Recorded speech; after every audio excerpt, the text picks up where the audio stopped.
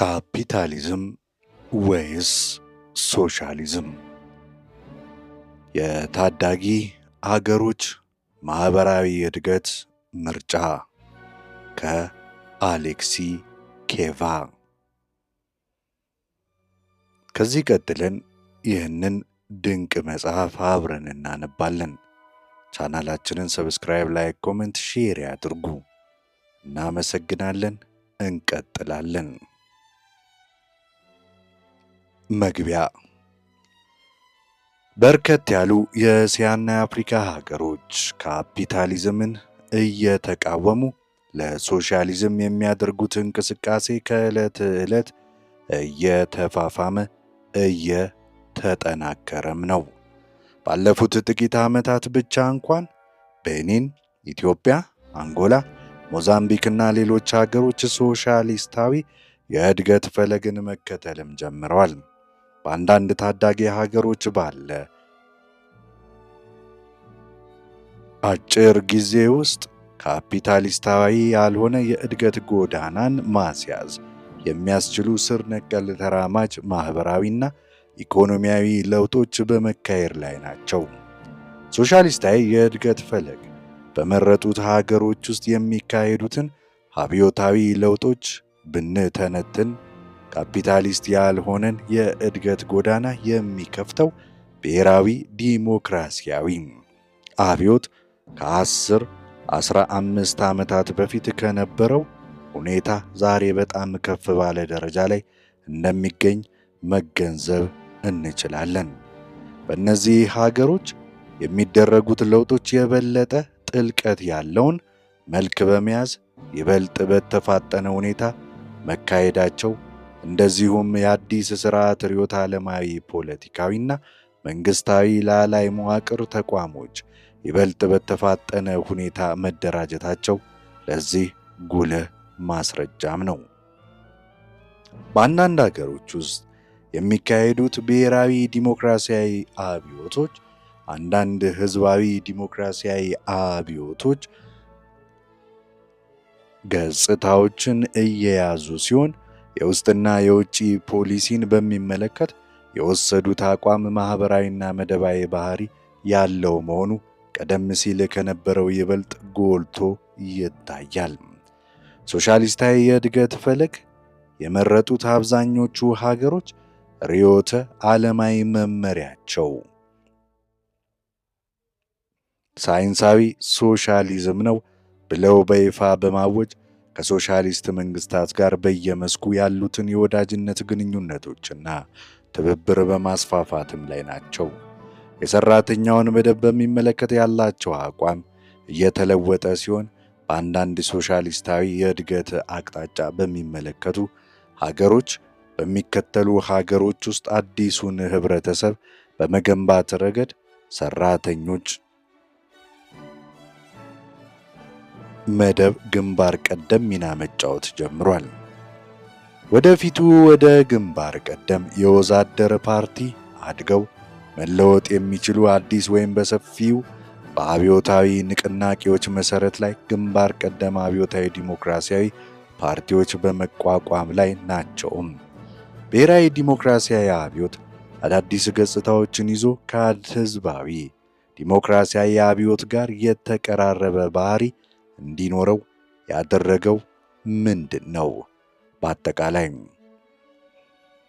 አንጻር ከተመለከትነው በዚህ አቀራረብ ምክንያት የሆኑት የመላው ዓለም አብዮታዊ ኃይሎች ብስለት ይበልጥ መዳበርና የመላው ዓለም አብዮታዊ ሂደት ወደ ከፍተኛ የእድገት ደረጃ መሸጋገር ሲሆን፣ ይበልጥ በጥልቀት ከመረመርነው ደግሞ የሶሻሊስት ሀገሮች ጥንካሬና ተጽዕኖ እያደረ ማደግ፣ የኢምፔሪያሊዝም አቋም ቀስ በቀስ ግን በማያዳግም ሁኔታ መዳከም፣ በታዳጊ ሀገሮች የሚገኙት ተራማጅ ኃይሎች እንቅስቃሴ የበለጠ መፋፋምና እነዚህን የመሳሰሉትን የውስጥና የውጭ ምክንያቶች መጥቀስ ያስፈልጋል።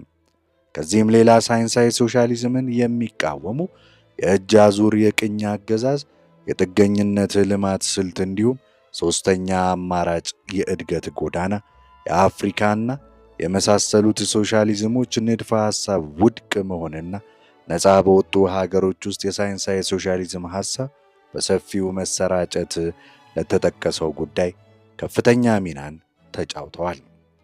ሶሻሊስት ልማት ጎዳና የመረጡት ታዳጊ ሀገሮች ራሳቸው ለማኅበራዊ እድገት ሲታገሉ ያገኙት ገንቢም ሆነ አፍራሽ ልምድ በዚሁ ረገድ ከፍተኛ ምንነት አለው። አብዮታዊ ለውጦች ሲካሄዱ የተካበተው ተግባራዊ ልምድና የመደብ ትግል ሎጂክ ማርክስ፣ ኤንግልስና ሌኒን ከከፈቱልን መንገድ ሌላ ወደ ሶሻሊዝም የሚያደርስ ጎዳና የለም የሚል ማጠቃለያ ለማድረግ ያስገድዱናል። ነፃ የወጡት ሀገሮች ወደ ሶሻሊዝም የሚያደርጉት ጉዞ ግቡ ሊደርስ የሚችለው ተጨባጭ ሶሻሊዝም በሰፈነባቸው ሀገሮች ከታገዙና እነርሱም ጋር ሁለንተናዊ ግንኙነቶችን ከመሰረቱ ብቻ ነው። በአንጻሩ ደግሞ የኢምፔሪያሊስት መንግስታት የታዳጊ ሀገሮች ሶሻሊስት የእድገት ጎዳና ክፉኛ እንደሚቃወሙ ለማንም የተሰወረም አይደለም። በያዝነው ምዕተ ዓመት 50ኛዎቹ ውስጥና 60ኛዎቹ ዓመታት መጀመሪያ ላይ የኢምፔሪያሊዝም የቅኝ አገዛዝ ሥርዓት በመፈራረስ ላይ በነበረበት ወቅት የተከሰቱት አንጋፋ ብሔራዊ ዲሞክራሲያዊ የፖለቲካ ኃይሎች በዚያን ጊዜ የዚህን አይነት ልምድ እንዳልነበራቸውና ሊኖራቸውም እንደማይችል የታወቀ ነው። በመሆኑም እነዚህ የፖለቲካ ኃይሎች የራሳቸውን እንደ ልዩ ሶስተኛ ኃይል በመቁጠር ከካፒታሊዝምም ሆነ ከኮሚኒዝም የተለየ ሶስተኛ የእድገት ጎዳናን ለማግኘት ከንቱ ጥረት እያደረጉ የጉዟቸው መጨረሻ መዳረሻ የት እንደሚሆንና የርዕዮተ ዓለማቸው አዝጋሚ ለውጥ ምን እንደሚያስከትል እነርሱ ራሳቸው ሳይገምቱ ምንነቱ ይህ ነው ተብሎ ለማወቅ በማይቻል መንገድ ይጓዙም ነበር። በአሁኑ ጊዜ የወደፊቱ የህብረተሰባዊ እድገት አቅጣጫ ከካፒታሊዝም ጋር ሳይሆን ከሶሻሊዝም ጋር የተሳሰረና ወደ ሶሻሊዝም የሚወስደውን የእድገት ፈለግ የመረጡ አዳዲስ መንግስታት ቁጥር 20 ገደማ ደርሷልም። ከነዚህ ውስጥ አንዳንዶቹ ከ15 ዓመታት በፊት ሶሻሊስታዊ የእድገት ጎዳናን መርጠው አዲስ ህብረተሰብን በመገንባት ረገድ የተወሰነ ልምድ አካብተዋል። የሶሻሊዝምን ፈለግ ተከትለው በሚጓዙት ሀገሮች ውስጥ በርዕዮተ ዓለማዊና በፖለቲካዊ መስክ ብቻም ሳይሆን በሌላም በኩል ጥልቅ የሆኑ ለውጦች ተካሂደዋል። ያረጁ ያፈጁት ማኅበራዊና ኢኮኖሚያዊ መዋቅሮች፣ ፊውዳላዊ የመሬት ይዞታና የፊውዳላዊ ጥገኝነት፣ ማንኛውም አይነት ቅርስ፣ የጎሳ ባላባቶች ልዩ መብትና የመሳሰሉት ሙሉ በሙሉ ወይም በከፊል ተደምስሰዋል። በተቀነባበረ መንገድ የሀገር ውስጥና የውጭ ሀገር ካፒታል እንቅስቃሴ ከመቀነሱም በላይ በኢኮኖሚ መስክ መንግስታዊና የህብረት ሥራ ማኅበራት ዘርፎች ተመስርተው እየተጠናከሩም ናቸው። ትልቁ የቡርዣ በብዙ ሀገሮችም መለስተኛ ብሔራዊ ቡርዣ ጭምር በኢኮኖሚ መስክ የነበራቸው ቦታ ተወግዶ ፋብሪካዎቹና ሌሎቹም የኢኮኖሚ ተቋሞች የመንግስት ይዞታ ሆነዋል። ስለሆነም በብዙዎቹ ሀገሮች ብሔራዊ ኢኮኖሚ ውስጥ መንግስታዊ ይዞታ የመሪነት ስፍራ ይዞ ይገኛል።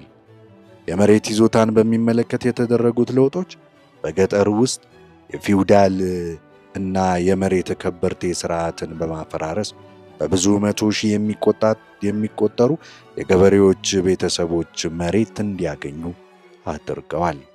ለምሳሌ ያህል በዲሞክራሲያዊ የመን ከፍተኛ ፊውዳላዊ የመሬት ይዞታ ገና በ1973 ተወግዷል። አልጄሪያ ውስጥ የመሬት ይዞታ ለውጥ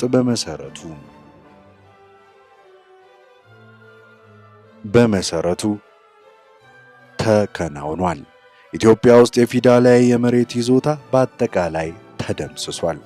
ቢሆንም የእስያና የአፍሪካ ሀገሮች ካፒታሊስታዊ ያልሆነ የእድገት ጎዳና ይዘው በሚጓዙበት ጊዜ ልዩ በሆኑ ተጨባጭ ብሔራዊ ሁኔታዎች ምክንያት የተፈጠሩ አንዳንድ ጤናማ ያልሆኑ ዝንባሌዎች ባህሪያትና ክስተቶች በገሃድ ታይተዋል።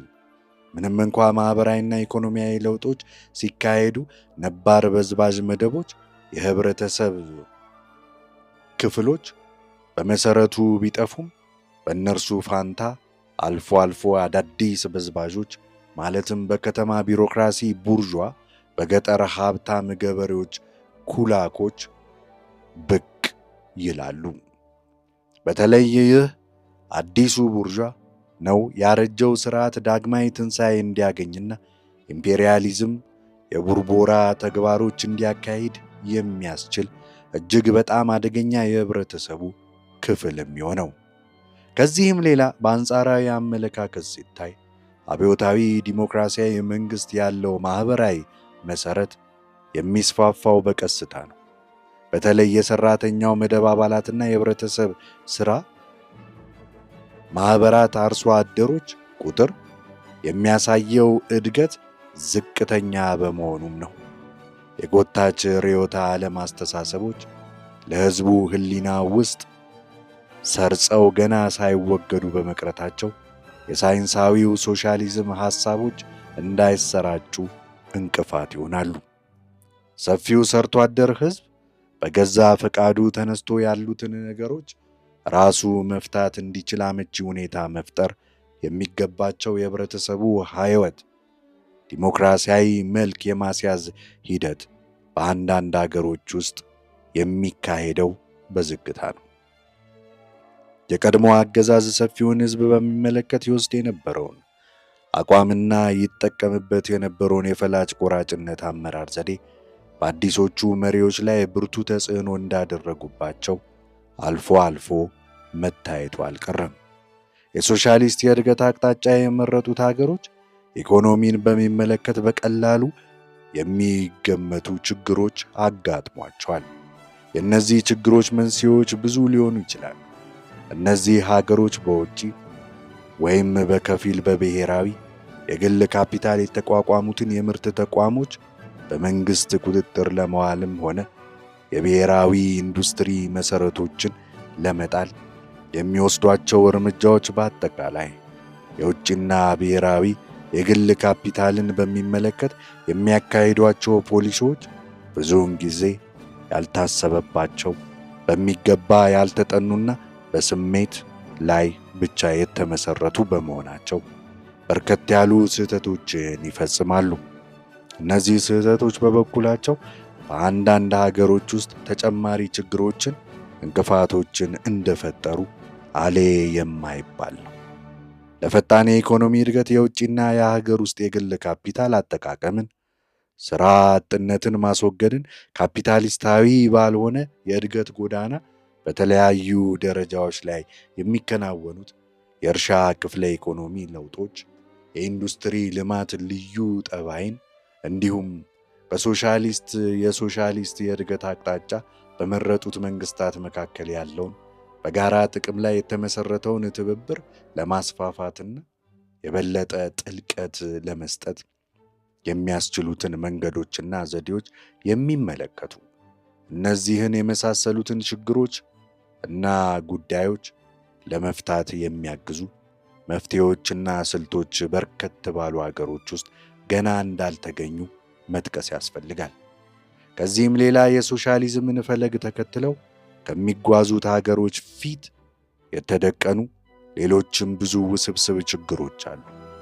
የሶሻሊዝምን ፈለግ ተከትሎ መልማት፣ ካፒታሊስታዊ ያልሆነ የእድገት ጎዳና፣ ብሔራዊ ዲሞክራሲ፣ አብዮታዊ ዲሞክራሲ ከሚሉት ስያሜዎች ጋር የሚስማሙ ተራማጅ ሀገሮች ሁሉ እንዳልሆኑ እዚህ ላይ መጥቀስ እንወዳለን።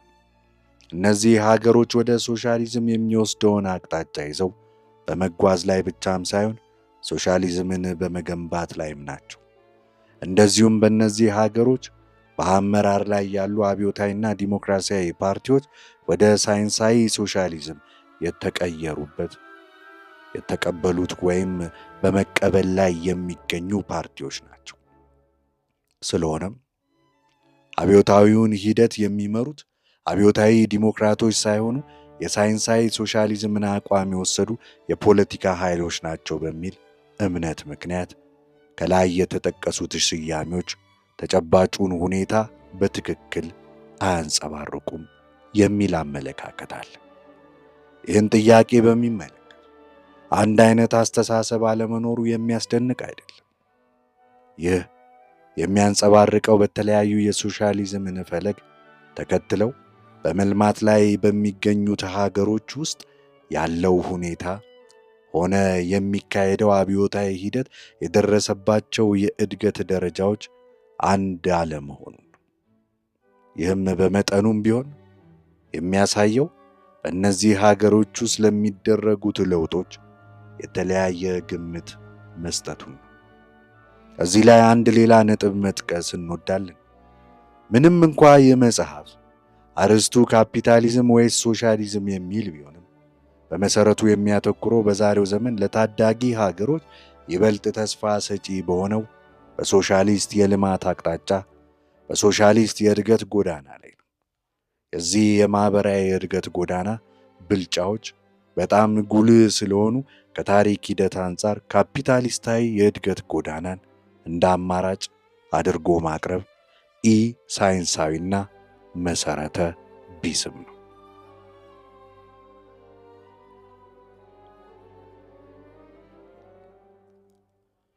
የሶሻሊዝምን ፈለግ ተከትሎ መጓዝ የታዳጊ ሀገሮች የማህበራዊ እድገት ዋነኛ ስልት ነው። አንደኛ፣ ማርክሲዝም ሌኒኒዝም ካፒታሊስታዊ ስላልሆነ የእድገት ጎዳና። ዛሬ በርከት ያሉ የእስያና የአፍሪካ ሀገሮች የካፒታሊዝምን ደረጃ በማክሸሽ ወደ ሶሻሊዝም የሚያመራን አቅጣጫ ይዘው በመጓዝ የዚህ አይነት ማህበራዊ እድገት መንገድ የተለመደና ተገቢ ሆኖ ተገኝቷል። ካፒታሊስታዊ ያልሆነ የእድገት ጎዳና ንድፈ ሐሳብ በታሪካዊ ልምድ ተረጋግጦ እውን ሆኗል። እዚህ ደረጃ ከመድረስ በፊት ግን ካርል ማርክስ፣ ፍሬዴሪክ ኤንግልስና ቭላዲሚር ሌኒን ኤሊች ታላቅ ሳይንሳዊ መሠረት ቀደም ብለው ዘርግተውለታል። በእድገታቸው ኋላ ቀር የሆኑ ሀገሮች አንዱ ወይም ሌላውን ተጨባጭ ታሪካዊ የእድገት ደረጃ በመዝለል ወይም አጠር ባለ መንገድ አቋርጠው ማለፍ እንደሚችሉ ተገንዝበው ንድፈ ሐሳባዊ መሠረትን ጥለዋል።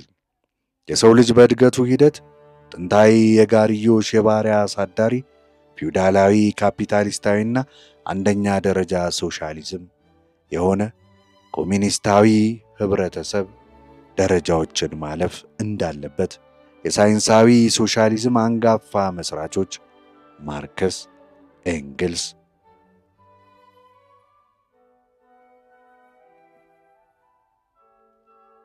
አረጋግጠዋል። ይሁን እንጂ ይህ ስለተባለ እያንዳንዱ ህዝብ እያንዳንዱን የተጠቀሰውን ደረጃ መደዳውን የግድ ማለፍ አለበት ማለት አይደለም ሲሉ አሳስበዋል። ለምሳሌ ያህል አንዳንድ ህዝቦች የባሪያ አሳዳሪው ስርዓት አልነበራቸው። ማርክስና ኤንግልስ ምንጊዜም ቢሆን ከህይወት የተነጠለ የማይጨበጥ ንድፈ ሐሳብ አቅርበው አያውቁም። የህብረተሰብ እድገት ህግጋትን ገሃድ ለማውጣትና ሰዎች ዓለምን በተሻለ መልክ መለወጥ ይችሉ ዘንድ መንገዱን ለመጠቆም ተጨባጭ ታሪካዊ ሂደቶችን በሚገባ ተንትነዋል። በሆነ ምክንያት በማህበራዊ በኢኮኖሚያዊ እድገታቸው ኋላ በመቅረት በቅድመ ካፒታሊስታዊ ደረጃ ይገኙ የነበሩ ሀገሮችና ህዝቦች እንዴት ሶሻሊዝምን መመስረት ይችላሉ የሚለው ጥያቄ እስከ ተወሰነ ጊዜ ድረስ አልቀረበም ነበር። ጥያቄው ለመጀመሪያ ጊዜ የተነሳው በ19ኛው ምዕተ ዓመት ሁለተኛ አጋማሽ ላይ የሩሲያ አብዮታዊ ናርዶኒኮች እንቅስቃሴ በጀመሩበት ጊዜ የሩሲያ ናርዶኒኮች ዛሬ በአፍሪካ በእስያ ሀገሮች ካሉት አብዮታዊ ዲሞክራቶች ውስጥ ከጥቂቶቹ ጋር አንድ ሲሆኑ እነርሱም ካፒታሊዝምን እየተቃወሙ የአብዮቱ መሰረታዊ ኃይል አርሶ አደሩ ነው በማለት በወዛደሩና በከተማ ላይ እምነት የላቸውም።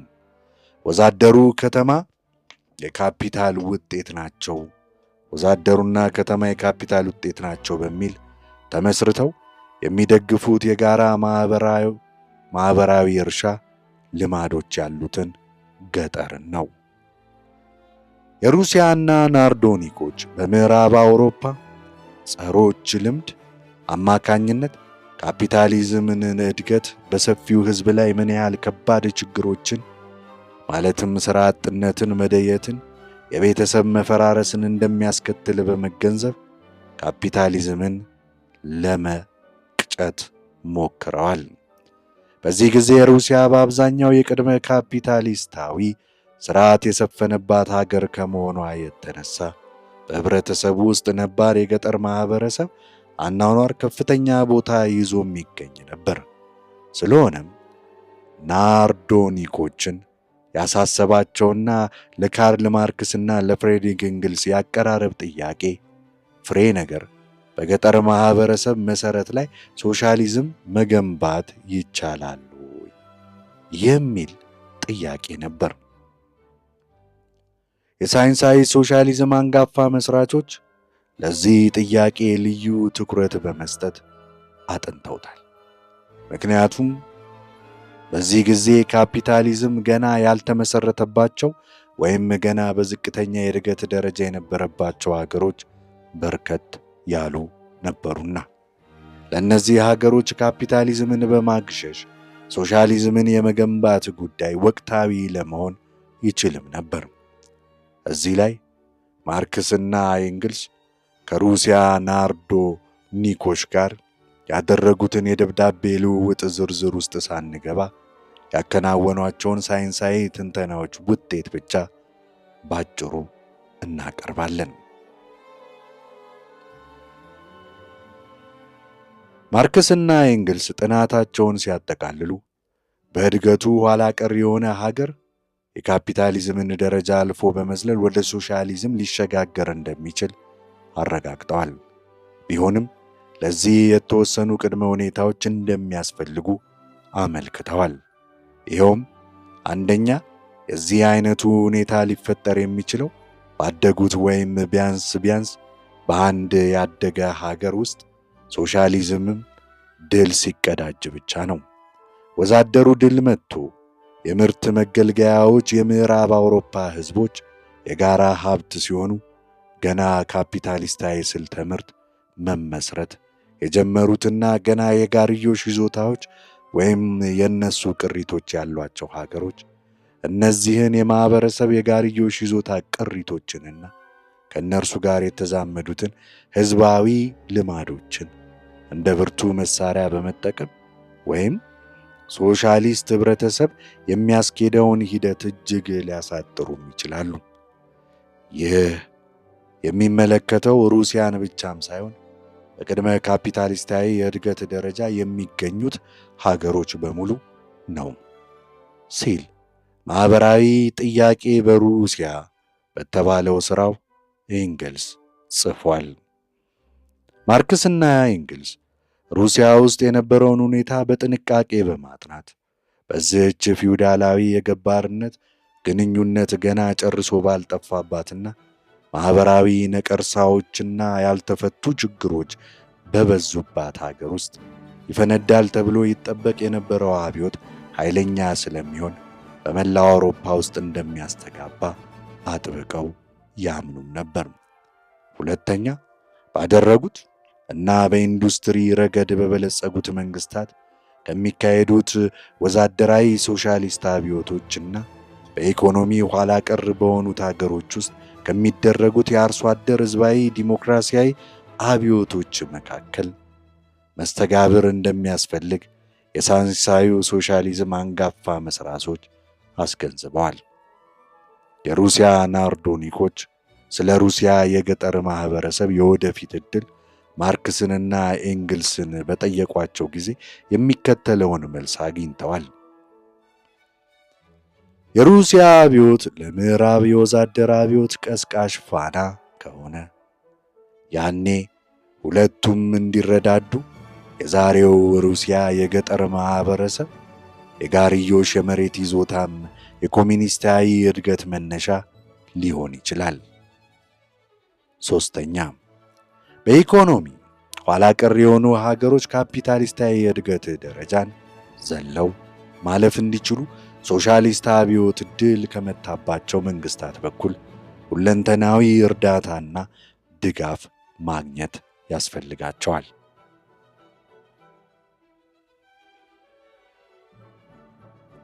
አንዲት ሀገርም እንኳን ብትሆን በራሷ ኃይልና አቅም ብቻ የህብረተሰብ የእድገት ደረጃን ዘላ ማለፍ ወይም በአዋጅ አማካኝነት ማስወገድ አትችልም ሲል ማርክስ አበክሮ አስገንዝቧል። ይህ የማርክስ ማስገንዘቢያ ዛሬ በጣም ወቅታዊ ነው። ምክንያቱም አልፎ አልፎ አንዳንድ ታዳጊ ሀገሮች ሶሻሊዝም ድል ከመታባቸው ሀገሮች ተነጥለው በዓለም ላይ ሶሻሊስት ለውጦች ሲያካሂዱ የተካበተውን ልምድ ሳይቀስሙ ብቻቸውን ወደ ሶሻሊዝም ለመጓዝ የሚቃጡ አይጠፉምና። ይሁን እንጂ የዚህ አይነቱ እርምጃ ምንጊዜም ውጤቱ አያምርም። በ1917 ሶሻሊስት አብዮት ሲፈነዳ በሩሲያ ግዛት ውስጥ በቅድመ ካፒታሊስት ሁኔታ የሚገኙ በብዙ ሚሊዮን የሚቆጠሩ ሰዎች ይኖሩ ነበር። ከጥቅምቱ አብዮት በኋላ በአብዛኛው በቅድመ ካፒታሊስታዊ ሁኔታ በነበሩ በብዙ ሀገሮች ለምሳሌ ያህል ሞንጎሊያ ውስጥ ህዝባዊ አብዮቶች ተካሂደዋል። እንዴት ወደፊት መራመድ አለብን የሚለው ጥያቄ ከነዚህ ሀገሮች አብዮተኞች ፊት ተደቅኖም ነበር። ይኸውም መጀመሪያ ካፒታሊዝም ቶሎ ያንሰራራ ዘንድ ምቹ ሁኔታዎችን እንፍጠር፣ ይህን ህዝቦች የጠሉት ወይስ ሌላ መንገድ እንፈልግ የሚል ነበር። ቭላድሚር ኢሊች ሌኒን ለዚህ ጥያቄ ግልጽ የሆነ መልስ ሰጥቶታል። እንዲህ ይላል: አሁን ነፃ በመውጣት ላይ ያሉትና ዛሬ ከጦርነት ማለትም ከአንደኛው የዓለም ጦርነት አዘጋጅ በኋላ በመካከላቸው ዘንድ ወደ እድገት የሚያመራ እንቅስቃሴ ለሚታይባቸው ኋላ ቀር ህዝቦች ካፒታሊስታዊ የልማት ደረጃ የማይታለፍ ነው የሚል ሐሳብ ትክክለኛ ነው ብለን አምነን መቀበል እንችላለን ወይ በማለት ይጠይቅና እኛ ለዚህ አይነት ጥያቄ የአሉታ መልስን ሰጥተናል ሲል ሌኒን በ1920 ላይ ተናግሯል። ኋላ ቀር ሀገሮች ካፒታሊዝምን በማግሸሽ ወደ ሶሻሊዝም ለመሸጋገር የሚያስችሏቸውን መሰረታዊ መርሆች ሌኒን በዚያ ጊዜ ያቀርቧል። አንደኛ ይላል፣ እነዚህ ኋላ ቀር ሀገሮች ድል የተቀዳጁ ሶሻሊስት አብዮቶች በኩላቸው እርዳታና ድጋፍ መስጠት አለባቸው። እርዳታው ምን አይነት መሆን እንዳለበት ሌኒን ባይጠቅስም የዓለም አቀፋዊነትና የወንድማማችነት ባህሪ መያዝ እንደሚገባው ኋላ ቀር ሀገሮችም ይህንን እርዳታ በመቀበል የሰፊውን የሰርቶ አደር ህዝብ ፍላጎት ማርካት፣ ብሔራዊና ማህበራዊ አርነት ማጎናጸፍ እንዳለባቸው ከንግግሩ ይዘት መገንዘብም ይቻላል። ሁለተኛ፣ በማህበራዊና በኢኮኖሚ አንጻር ኋላ ቀር የሆኑት ሀገሮች ወደ ሶሻሊዝም የሚያደርጉት ሽግግር ደረጃ በደረጃ አስፈላጊ እርከኖችን አልፎ መካሄድ እንዳለበት ሌኒን አሳስቧል። ከቅድመ ካፒታሊስት ወደ ሶሻሊስታዊ የእድገት ደረጃ ለመድረስ የሚያስፈልገው የሽግግር ጊዜ ረጅም እንደሚሆን የታወቀ ነው። ስለሆነም ሶሻሊስታዊ ለውጦች ከመካሄዳቸው በፊት መሰረታዊ ዲሞክራሲያዊ ጥያቄዎች ምላሽ የሚያገኙበት ደረጃ መቅደም እንዳለበትና አስፈላጊ ነባራዊ ሁኔታዎች ሳይበስሉ ፖለቲካዊ፣ ማህበራዊ፣ ኢኮኖሚያዊ፣ ባህላዊና ሌሎች እነዚህን የመሳሰሉትን ጉዳዮች ለመፍታት መቸኮልና መጣደፍ እንደማይገባ ሌኒን ደግሞ ደጋግሞ አስጠንቅቋል። ሶስተኛ፣ ለሶሻሊዝም ዓላማ ተግባራዊነት የሚደረጉት አብዮታዊ ለውጦች መከናወን ፍጥነት፣ ዘዴና ቅደም ተከተል ከፍተኛ መጠን የሚወስነው የሀገሪቱ ተጨባጭ ሁኔታ እንደሆነ ሌኒን አመላክቷል። አብዛኛው ሰፊ ሕዝብ አርሶ አደር በሆነባቸው ቀደም ሲል በሙሉ ወይም በከፊል በቅኝ ግዛት ስር በነበሩ ሀገሮች ውስጥ ሳይንሳዊ ሶሻሊዝም በተግባር ላይ በሚውልበት ጊዜ ከፍተኛ ጥንቃቄ ማድረግ እንደሚያስፈልግ ሌኒን ከማሳሰቡም በላይ በዚህ አይነት ሀገሮች የሳይንሳዊ ሶሻሊዝም መሰረት ሐሳቦች ግልጽ ቁልጭ ባለ ሁኔታና በሚገባ ቋንቋ ለሕዝቡ እንዲቀርቡ አስገንዝቧል። በመጨረሻው ኋላ ቀር የሆኑ ሀገሮች ወደ ሶሻሊስታዊ እድገት እንዲሸጋገሩ ሰፊው ሰርቶ አደር ሕዝብ ኋላ ቀርነትን ለማጥፋትና ደረጃ በደረጃ በዝባዞችና ተበዝባዞች የሌሉበት ህብረተሰብ ለመገንባት የሚያደርገው ትግል በፈጠራ ችሎታ ላይ ተመርኩዞ መመራት የሚችል ግንባር ቀደም አብዮታዊ ፓርቲ መመስረት አስፈላጊ መሆኑን ሌኒን አመልክቷል። የሶሻሊዝምን ፈለግ ተከትሎ መልማት ማለትም ካፒታሊስታዊ ያልሆነ የእድገት ጎዳና መከተል የተባለው ማርክሲስታዊ ሌኒናዊ ንድፈ ሐሳብ ለመጀመሪያ ጊዜ በተግባር ላይ የዋለው በሶቪየት ህብረት ውስጥ በኡዝቤኪስታን፣ በታጂኪስታን፣ በቱርክሜኒስታን፣ በኪርጊዝስታን፣ በካዛኪስታን፣ በካውካሰስ አካባቢ በከፊልም በአዘርባይጃንና በአርሜኒያ በሰሜንና በሩቅ ምስራቅ አካባቢዎች ነው። በፊት ጠረፍ ግዛቶች ተብለው የተጠሩት ኋላ ቀር የነበሩት የሶቪየት ሶሻሊስት ሪፐብሊኮች ህብረት አካባቢዎች ካፒታሊዝምን ዘለው በማለፍ ሶሻሊዝምን ለመገንባት ያስቻላቸው ልዩ ሁኔታም አለ። ይኸውም ልማቱ የተካሄደው በጠንካራ ማዕከላዊ መንግስት አመራር ስር ነው። ከጥቅምቱ 1917 አብዮት በፊት ሩሲያ ውስጥ ታላቅ የኢንዱስትሪ ተቋሞች የተስፋፉባቸውና ብዙ ወዛደሮች ያሉባቸው፣ ካፒታሊዝም ከፍተኛ የእድገት ደረጃ የደረሰባቸው ማዕከላትም ነበሩ። በእነዚህ የኢንዱስትሪ ማዕከላት አካባቢ ደግሞ በተለያዩ ስርዓተ ማህበራዊ መዋቅሮች የተመሰረቱ አርሶ አደሩ የበዛባቸው ሰፋ ያሉ ግዛቶች ነበሩ። በእነዚህ ግዛቶች ውስጥ የዳበረ ፊውዳሊዝም በጥንስስ ላይ የነበረ ካፒታሊዝምና በእርሻ መስክም የቅጥር ሰራተኞችንነት ስርዓት ጎን ለጎን ሰፍነው ነበር። በግዛቶች የነበሩ ኢንዱስትሪዎች በአብዛኛው ከእርሻ በተገኙ ጥሬ ዕቃዎች ልዩ ልዩ ምርቶች የሚያመርቱ የዕደ ጥበብ ተቋሞች ነበሩ። በአንዳንድ ቦታዎች ካፒታሊስታዊና ፊውዳላዊ ግንኙነቶች አንድ ላይ ተቆላልፈው ሲገኙ ሕዝቡ ከብት በማርባት ከቦታ ቦታ እየተዘዋወረ በዘላንነት በሚኖርባቸው አካባቢዎች በአብዛኛው ፊውዳላዊና በከፊል ፊውዳላዊ አልፎም የጎሳዊ ባህል ርዝራዦች የሚታዩባቸው ቅድመ ፊውዳላዊ ግንኙነቶች ነበሩ። እነዚህ ሁኔታዎች በሩሲያ ጠረፍ አካባቢ በነበሩት ክፍለ ግዛቶች ውስጥ ለተደረጉት ማህበራዊ ለውጦች ስፋትና ጥልቀት ወሳኝነት ነበራቸው። በመሆኑም የእያንዳንዱን ብሔር የእድገት ደረጃና ልዩ ባህሪ በመገንዘብ ትክክለኛውን የልማት ጎዳና መተለም፣ ከቅድመ ካፒታሊስታዊ ግንኙነት ጋር የተገናዘበ ትክክለኛ የመንግስት ፖሊሲ መቀየስ አስፈላጊ ነበርም።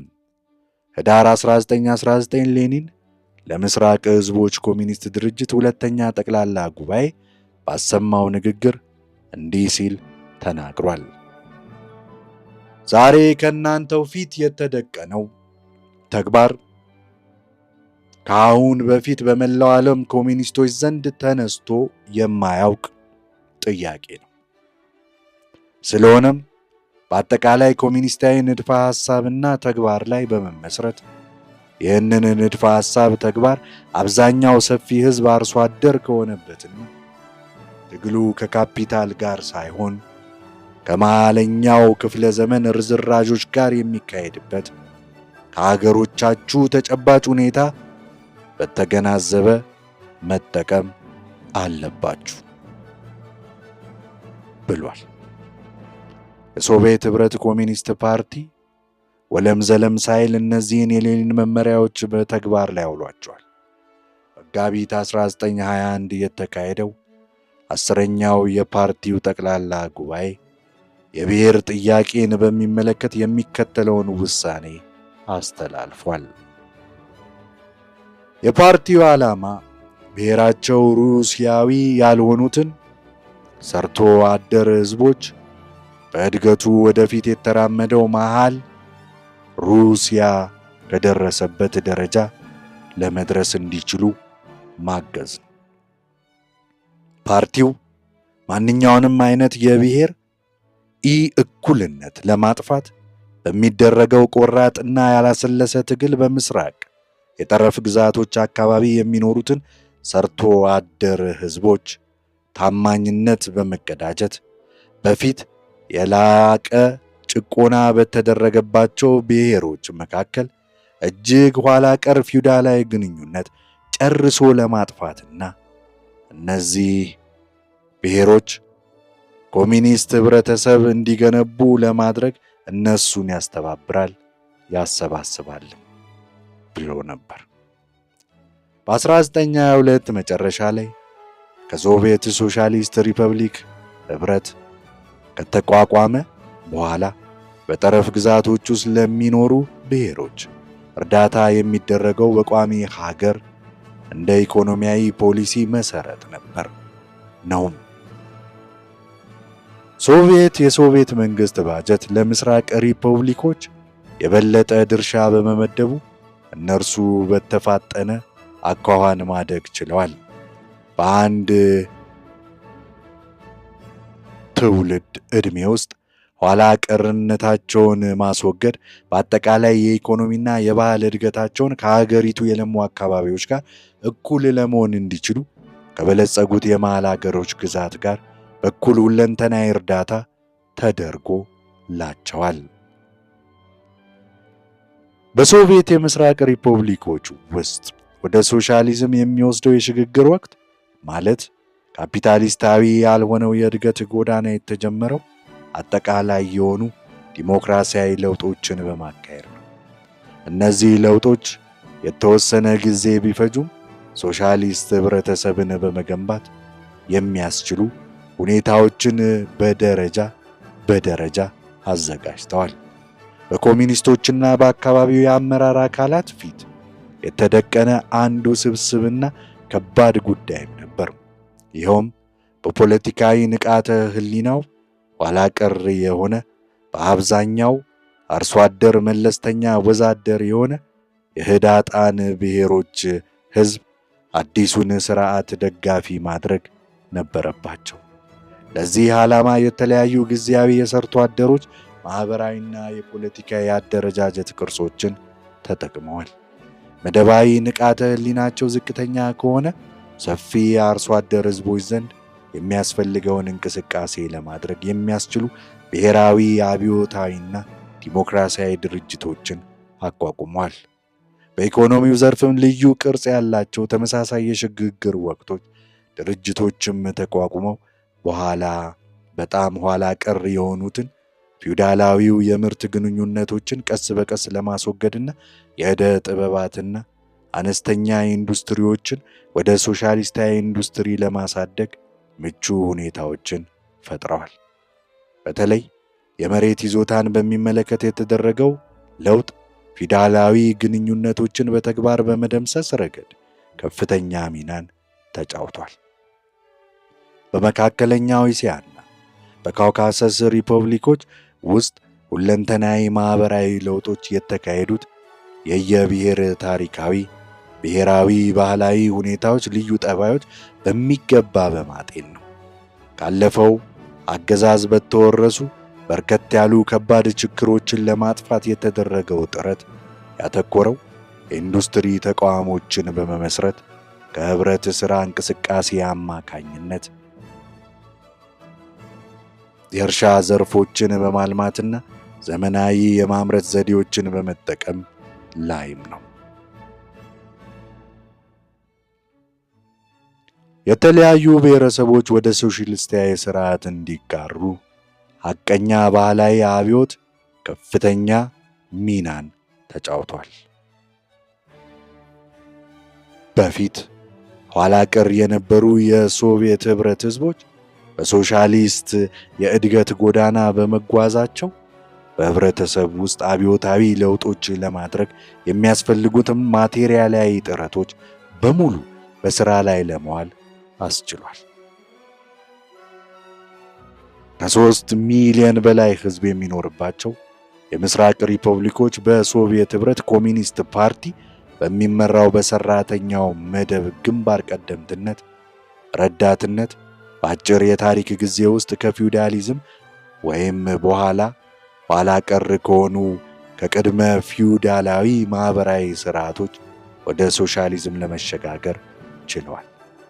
ስለሆነም ኋላ ቀር በሆኑ ሀገሮች ውስጥ ሶሻሊዝምን መገንባት ይቻላል የሚለው መርህ ትክክለኛነት በተግባር ተረጋግጦ፣ በሌላ በኩል ደግሞ በታሪካዊ ሂደት ውስጥ ለማናቸውም ሕዝብ የካፒታሊዝም የእድገት ደረጃ የማይቀር ነው ይባል የነበረውን አስተያየት ውድቅ አድርጓል። ካፒታሊስታዊ ያልሆነን እድገት የሚመለከት ጽንሰ ሐሳብ ሳይንሳዊ እንደመሆኑ መጠን ከጊዜ ወደ ጊዜ በአዳዲስ ማጠቃለያዎችና ሐሳቦች እየዳበረ በመሄድ ላይ ነው። የአሁኑ አዲስ የዓለም ታሪክ ሁኔታን በማጤንና በዛሬው በአፍሪካና በእስያ ሀገሮች ውስጥ ካሉት ልዩ ሁኔታዎች ጋር በማገናዘብ የዚህን ጽንሰ ሐሳብ የተለያዩ ገጽታዎች በበለጠ ማዳበር ያስፈልጋል። ቀደም ብሎ በሌሎች የታሪክ ዘመናት ውስጥ ያልነበሩ ብዙ አዳዲስ ችግሮች በየጊዜው እንደሚከሰቱ እሙን ነው። የዛሬው ሀገሮች የሶሻሊስትን የእድገት ፈለግ አከታተላቸው። የዛሬው ሀገሮች የሶሻሊስትን የእድገት ፈለግ አከታተላቸው የራሱ የሆነ ባህሪ አለ። ለምሳሌ ያህል ሶሻሊዝምን ለመገንባት የሚያነሱት ከዝቅተኛ የማቴሪያል መሰረት ላይ ሲሆን የሚነሱት በተጨማሪም ከዓለም አቀፍ ካፒታሊስታዊ የኢኮኖሚ ስርዓት ጋር ከመቆራኘታቸው በላይ በዚህም ሆነ በዚያ ሁኔታ የቀድሞ ቅኝ ገዢዎቻቸውና የሌሎች የበለጸጉ ካፒታሊስት መንግስታት የኢኮኖሚ ጥገኞችም ናቸው። በእነዚህ ሀገሮች ህብረተሰቡን የሚመሩት ማርክሲስታዊ ሌኒናዊ ፓርቲዎች ሳይሆኑ አብዮታዊ ዲሞክራሲያዊ ፓርቲዎች ናቸው።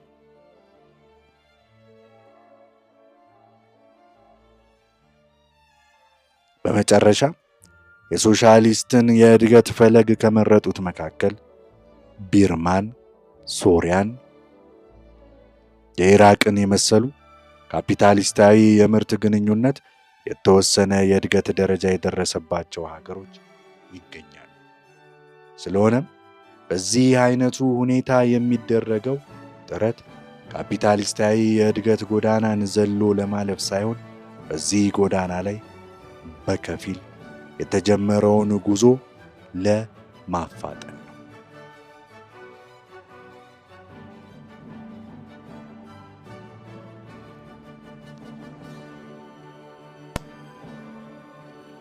ሁለት ካፒታሊስታዊ ያልሆነ እድገት እንዲካሄድ ምን አይነት ሁኔታዎች ያስፈልጋሉ? ታዳጊ ሀገሮች ሶሻሊስታዊ የእድገት ፈለግ ተከትለው ለመጓዝ እንዲችሉ የተወሰኑ የቅድመ ሁኔታዎች ያስፈልጓቸዋል ወይ?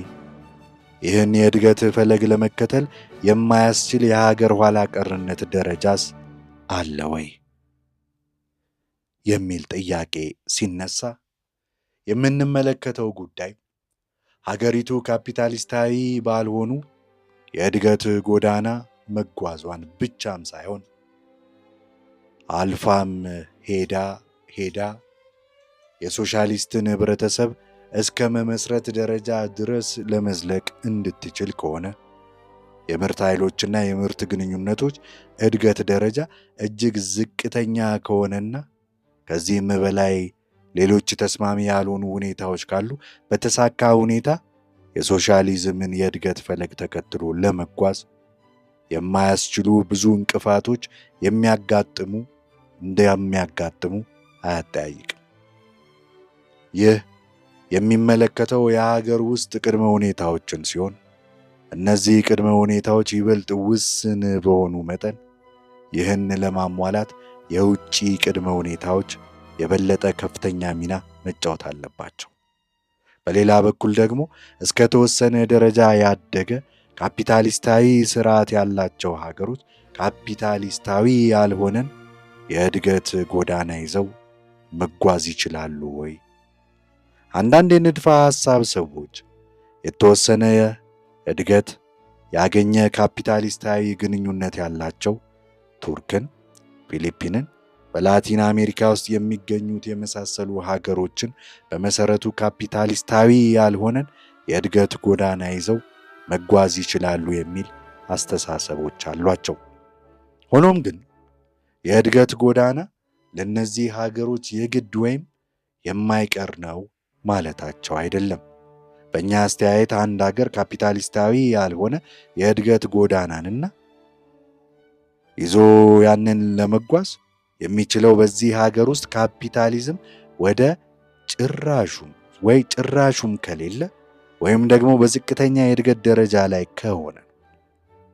ስለዚህ ካፒታሊስታዊ ያልሆነ እድገት ዋነኛ ዓላማ ወደ ሶሻሊዝም ግንባታ ለመሸጋገር የሚያስችሉትን ቁሳዊ፣ ፖለቲካዊ፣ ማህበራዊና ሌሎችም ሁኔታዎች መመስረት መቻሉ ነው። ይህ የእድገት ሂደት ረጅም፣ ውስብስብና ብዙ ጥረትን የሚጠይቅ ቢሆንም የሳይንሳዊ ኮሚኒዝም አንጋፋ መስራቾች እንዳመለከቱት ይህ ከካፒታሊስታዊ ስቃይ የተሻለ ብቸኛ አማራጭ ነው። በአንድ በኩል ካፒታሊስታዊ ያልሆነ እድገት የሚያስከትላቸው ለውጦች ካፒታሊስታዊ የሆነ እድገት ሲከናወን ከሚደረጉት ለውጦች ጋር ተመሳሳይ ሲሆን፣ ለምሳሌ የምርት ኃይሎች የባህልና የሳይንስ እድገት ደረጃ በመጠኑም ቢሆን ከፍ ማለት፣ የሰራተኛው መደብ መደራጀትና የመሳሰሉት። በሌላ በኩል ደግሞ ከካፒታሊስታዊ የምርት ግንኙነት ክልል ውጪ የሆኑ ጸረ ካፒታሊስታዊ ይዘት ያላቸው ብሔራዊ ዲሞክራሲያዊ አብዮት ወደ ሶሻሊስታዊ አብዮት ደረጃ በደረጃ አድጎ እንዲሸጋገር መንገድ የሚጠርጉ ለውጦችም ይካሄዳሉ። ሆኖም ካፒታሊስታዊ የምርት ግንኙነት በአንጻራዊ አመለካከት ሲታይ ከፍተኛ እድገት ካገኘ ወዛደሩም ያድጋል፣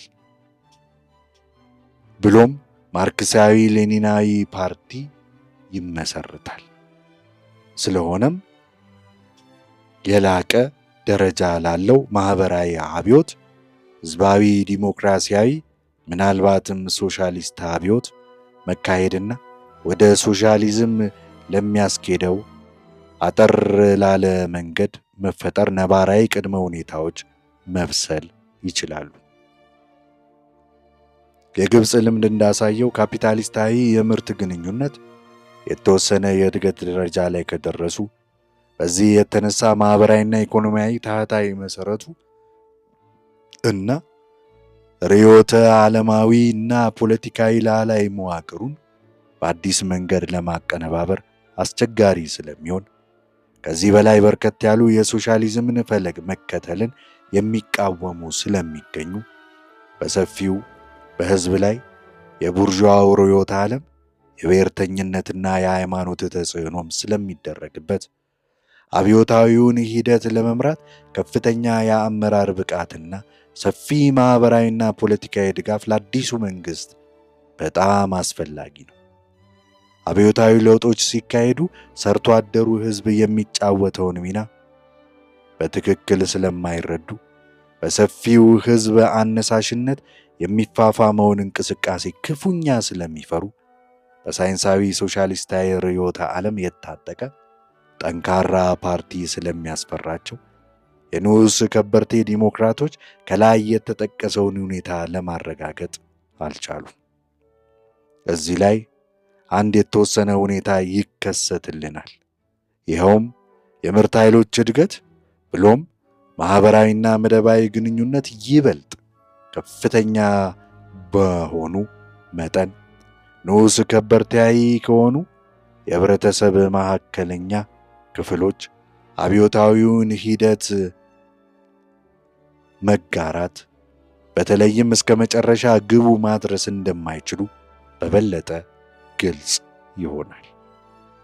ብሔራዊ ዲሞክራሲያዊ አብዮት ለታዳጊ በተለይም ለአፍሪካ ሀገሮች ማህበራዊ እድገት የሚያመራውን ጎዳና የሚዘረጋ በመሆን ከፍተኛ ግምት ሊሰጠው ቢገባም ወደ ሶሻሊዝም የሚወስደው ሌሎች መንገዶች ስላሉ እነርሱን መመልከቱ ጠቃሚ ነው። ለዚህም ላኦስን እንደ ምሳሌ መጥቀስ ይቻላል። ሶስተኛ፣ ወደ ሶሻሊዝም የሚወስዱ መንገዶች። በእስያ ማለትም በቪየትናም ዲሞክራሲያዊ ሪፐብሊክና በኮሪያ ህዝባዊ ዲሞክራሲያዊ ሪፐብሊክ የተካሄዱት ህዝባዊ ዲሞክራሲያዊ አብዮቶችና በምስራቅ አውሮፓ ሀገሮች ውስጥ የተደረጉት ተመሳሳይ አብዮቶች አንዳንድ መሰረታዊ ልዩነቶች እንዳሏቸው የታወቀ ነው።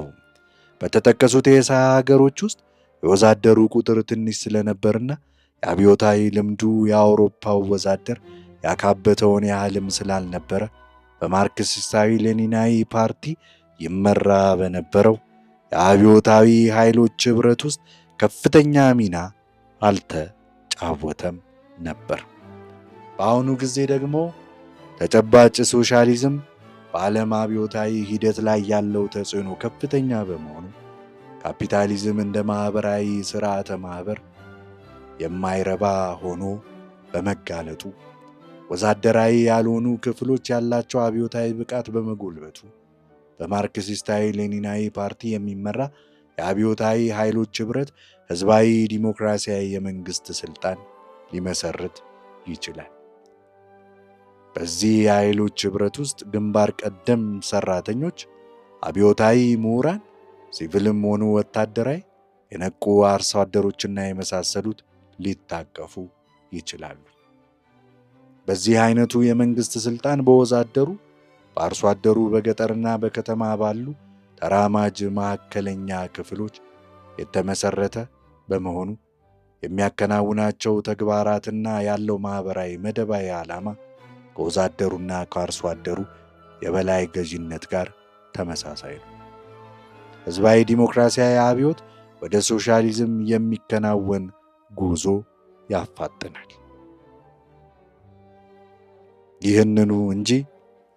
ይሁን እንጂ በመሰረቱ ይህ የሚካሄደው የሶሻሊዝም ምን እድገት ፈለግ ተከትሎ ለመጓዝ በተደረገ ጥረት ክልል ውስጥ ነው። ስለሆነም አንድ አገር የሶሻሊስት ኅብረትን ቀጥታ መገንባት በሚጀምርበት ጊዜ ብቻ ነው ሕዝባዊ ዲሞክራሲያዊ አብዮት በማያዳግም ወደ ሶሻሊስት አብዮት አድጎ የሚሸጋገረው። ብሎም ካፒታሊስታዊ ያልሆነ እድገት ደረጃ ማለት የሶሻሊዝምን የእድገት ፈለግ መከተል ደረጃ ሙሉ በሙሉ የሚጠናቀቀው በመሆኑ በሕዝባዊ ዲሞክራሲያዊ አብዮትና በሶሻሊስት አብዮት መካከል ሊታለፍ የማይቻል መሰናክል የለም። እንዲያውም በአንጻሩ ሕዝባዊ ዲሞክራሲያዊ አብዮት በሰፊው የተፋፋመበት ከፍተኛ ደረጃ የሶሻሊስት አብዮት የመጀመሪያው ደረጃ ነው። አራተኛ፣ ካፒታሊስታዊ ያልሆነ እድገት ውስጣዊ ቅራኔዎች።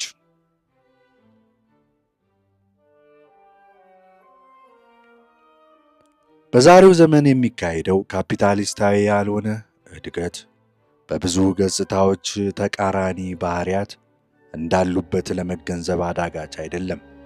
በአንድ በኩል ከኢምፔሪያሊስት ሞኖፖሊዎች ጋር ትግል ይካሄዳል። በሌላ በተለዩ ሀገሮች ውስጥ ያሉ ቅርንጫፎቻቸው ተወርሰው በመንግስት ቁጥጥር ስር ይውላሉ። በሌላ በኩል ግን ብሔራዊ ኢኮኖሚውን በእነርሱ አማካኝነት ለማሳደግ ከሌሎች ሞኖፖሊዎች ጋር አዳዲስ ስምምነቶች ይፈራረማሉ። ለዚህም ዓላማ የውጭ የግል መዋለ ንዋይ ከመወረስ የሚከላከሉ አዳዲስ ሕጎች ይወጣሉ። ታዳጊ አገሮች ከኢምፔሪያሊስት መንግስታት የብዝበዛ ቀንበር ለመላቀቅ የሚያስችላቸውን በኢኮኖሚ ራሱን የቻለ ለመሆን የሚያግዛቸውን አዲስ የኢኮኖሚ ስርዓት ለመመስረት ትግሉን ያፋፍማሉ። በሌላ በኩል ደግሞ አንዳንድ ተራማጅ አገዛዝ ያላቸው ሀገሮች እንኳ የምዕራብ አውሮፓ ካፒታሊስታዊ ኢኮኖሚ ድርጅት ተባባሪ አባላት በመሆን የዓለም አቀፉ ካፒታሊስታዊ ኢኮኖሚ ጥገኝነታቸው በተወሰነ ሁኔታ የባሰ ሊሆን ይችላል። የህብረተሰቡን ንቃተ ህሊና ከቅኝ አገዛዝ ተጽዕኖ ለማላቀቅና ኢምፔሪያሊስት ርዕዮተ ዓለምን ለመታገል ከፍተኛ ጥረት ከመደረጉም በላይ የከፍተኛ ትምህርት ተቋሞችና የአንደኛና የሁለተኛ ደረጃ ትምህርት ቤቶች ፕሮግራሞች ለውጥ ይደረግባቸዋል። በአንጻሩ ደግሞ አንዳንድ ጊዜ በብሔራዊ ዩኒቨርሲቲዎች ውስጥ የህብረተሰብን እድገት የሚመለከቱት ትምህርቶች እንዲያስተምሩ የካፒታሊስት ሀገሮችን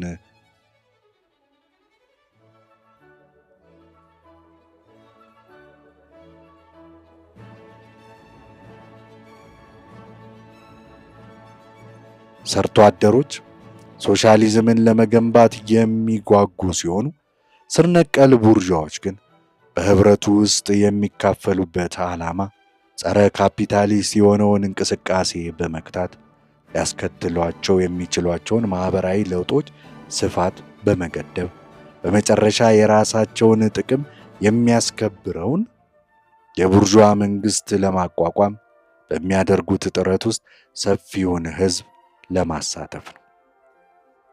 በብዙዎች የሶሻሊዝምን የእድገት ፈለግ በመረጡ ሀገሮች ውስጥ በአመራር ላይ ያሉት ባለስልጣኖች ከመካከለኛውና ከመለስተኛው የህብረተሰብ ክፍል የመጡ በመሆናቸው አንዳንድ ጊዜ በህብረተሰቡ ውስጥ ካሉት መደቦች በላይ የሆኑ ስለሚመስላቸው የእነርሱን ፖሊሲ ከወዛደሩና ከአርሶ አደሩ መደባዊ ጥቅሞች በላይ አድርገው ይገምታሉ።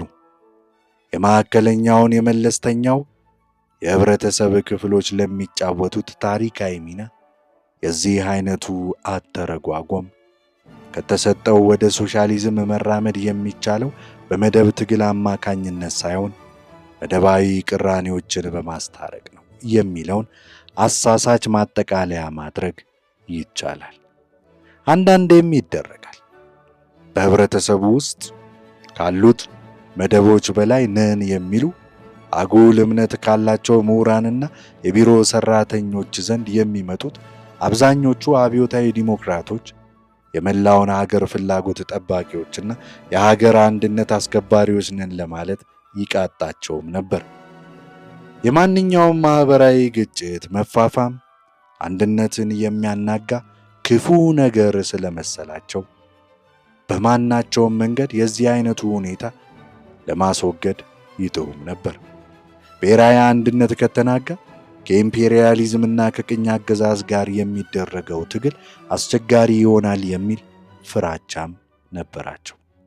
አብዮታዊ ዲሞክራቶች ከቅኝ አገዛዝ ጋር ይዋጉ በነበረበት ጊዜ ባካበቱት ፖለቲካዊ ልምድ ተመስርተው ወዛደሩ፣ ቡርዣውና አርሶ አደሩ ለረጅም ጊዜ መተባበር ይችላሉ የሚል ማጠቃለያ በማድረግ ከዚህ በመነሳት ያለ መደብ ትግል ያለ ወዛደራዊ የበላይነት የበላይ ገዢ እና የመሳሰሉትን ሶሻሊዝምን መገንባት ይቻላል ብለው ለማርክሲዝም ሌኒኒዝም ባዕድ የሆነን ጽንሰ ሐሳብ አቅርበዋል። በርዕዮተ ዓለም ረገድ ሃይማኖት፣ ጠባብ ብሔርተኝነት፣ የቆዩ ጎታች ወጎች እና ልማዶችን በሰፊው ሕዝብ ሕሊና ላይ ከፍተኛ የሆነ ተጽዕኖ ያደርጉ ነበር። አሁንም እያደረጉ ናቸው። የሶሻሊዝምን ፈለግ የሚከተሉት ሀገሮች በእድገታቸው ሂደት በጣም ከባድ ችግሮች ይገጥሟቸዋል። እነዚህ ችግሮች ለመፍታት ይቻል ዘንድ ቁልፍ የሆኑትን ቅራኔዎች መወጣት ያስፈልጋል። ከነዚህ ውስጥ ዋነኛው በፖለቲካዊ ዓላማዎችና በኢኮኖሚያዊ ፍላጎቶች መካከል ያለው ቅራኔ ነው።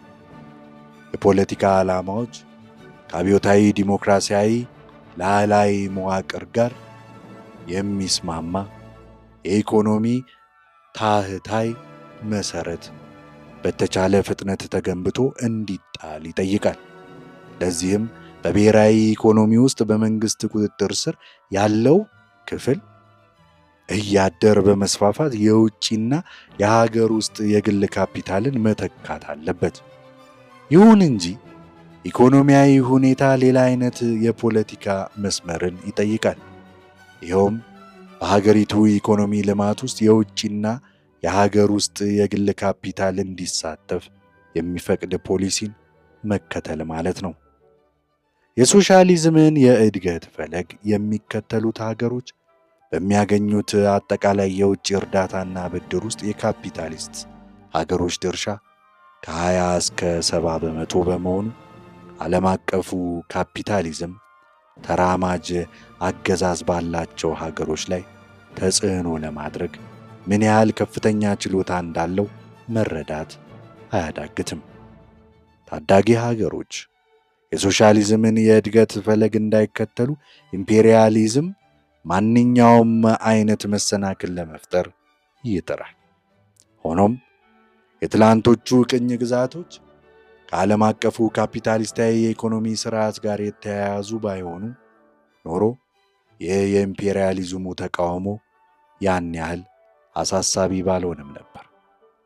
አብዮታዊው ሂደት በሚገባ እንዲፋፋምና ተራማጅ አገዛዝ ጠንካራ ማኅበራዊና ፖለቲካዊ መሠረት እንዲኖረው በቅኝ አገዛዝ ዓመታት በአብዛኛው በጉስቁልና ይኖሩ የነበሩትን ሰርቶ አደሮች ኑሮ ለማሻሻል ያስፈልጋል። ሌኒን እንዳስተማረው አብዮትን ማካሄድ የሚችሉት ጥልቅ የኢኮኖሚ ፍላጎቶችን ለማሟላት የሚነሳው ሰፊው ሕዝብ ብቻ ነው። ስለሆነም የሰፊው ሕዝብ አብዮታዊ ንቁ ተሳትፎ በአብዛኛው የሚወሰነው ሕዝቡ ባለው የኢኮኖሚ ሁኔታ ነው ይላል። ማኅበራዊ እድገት በሚያጎናጽፍ ጎዳና በሚገባ ለመገስገስ የብሔራዊ ኢኮኖሚን መዋቅር በአዲስ መልክ ማደራጀት ያስፈልጋል። ይህም በበኩሉ ብዙውን ጊዜ እንደሚታየው የሀገሪቱን አጠቃላይ የኢኮኖሚ ሁኔታ፣ የውጭ ምንዛሪና የገንዘብ እጥረት ለጊዜው ማባባስ ይችላል።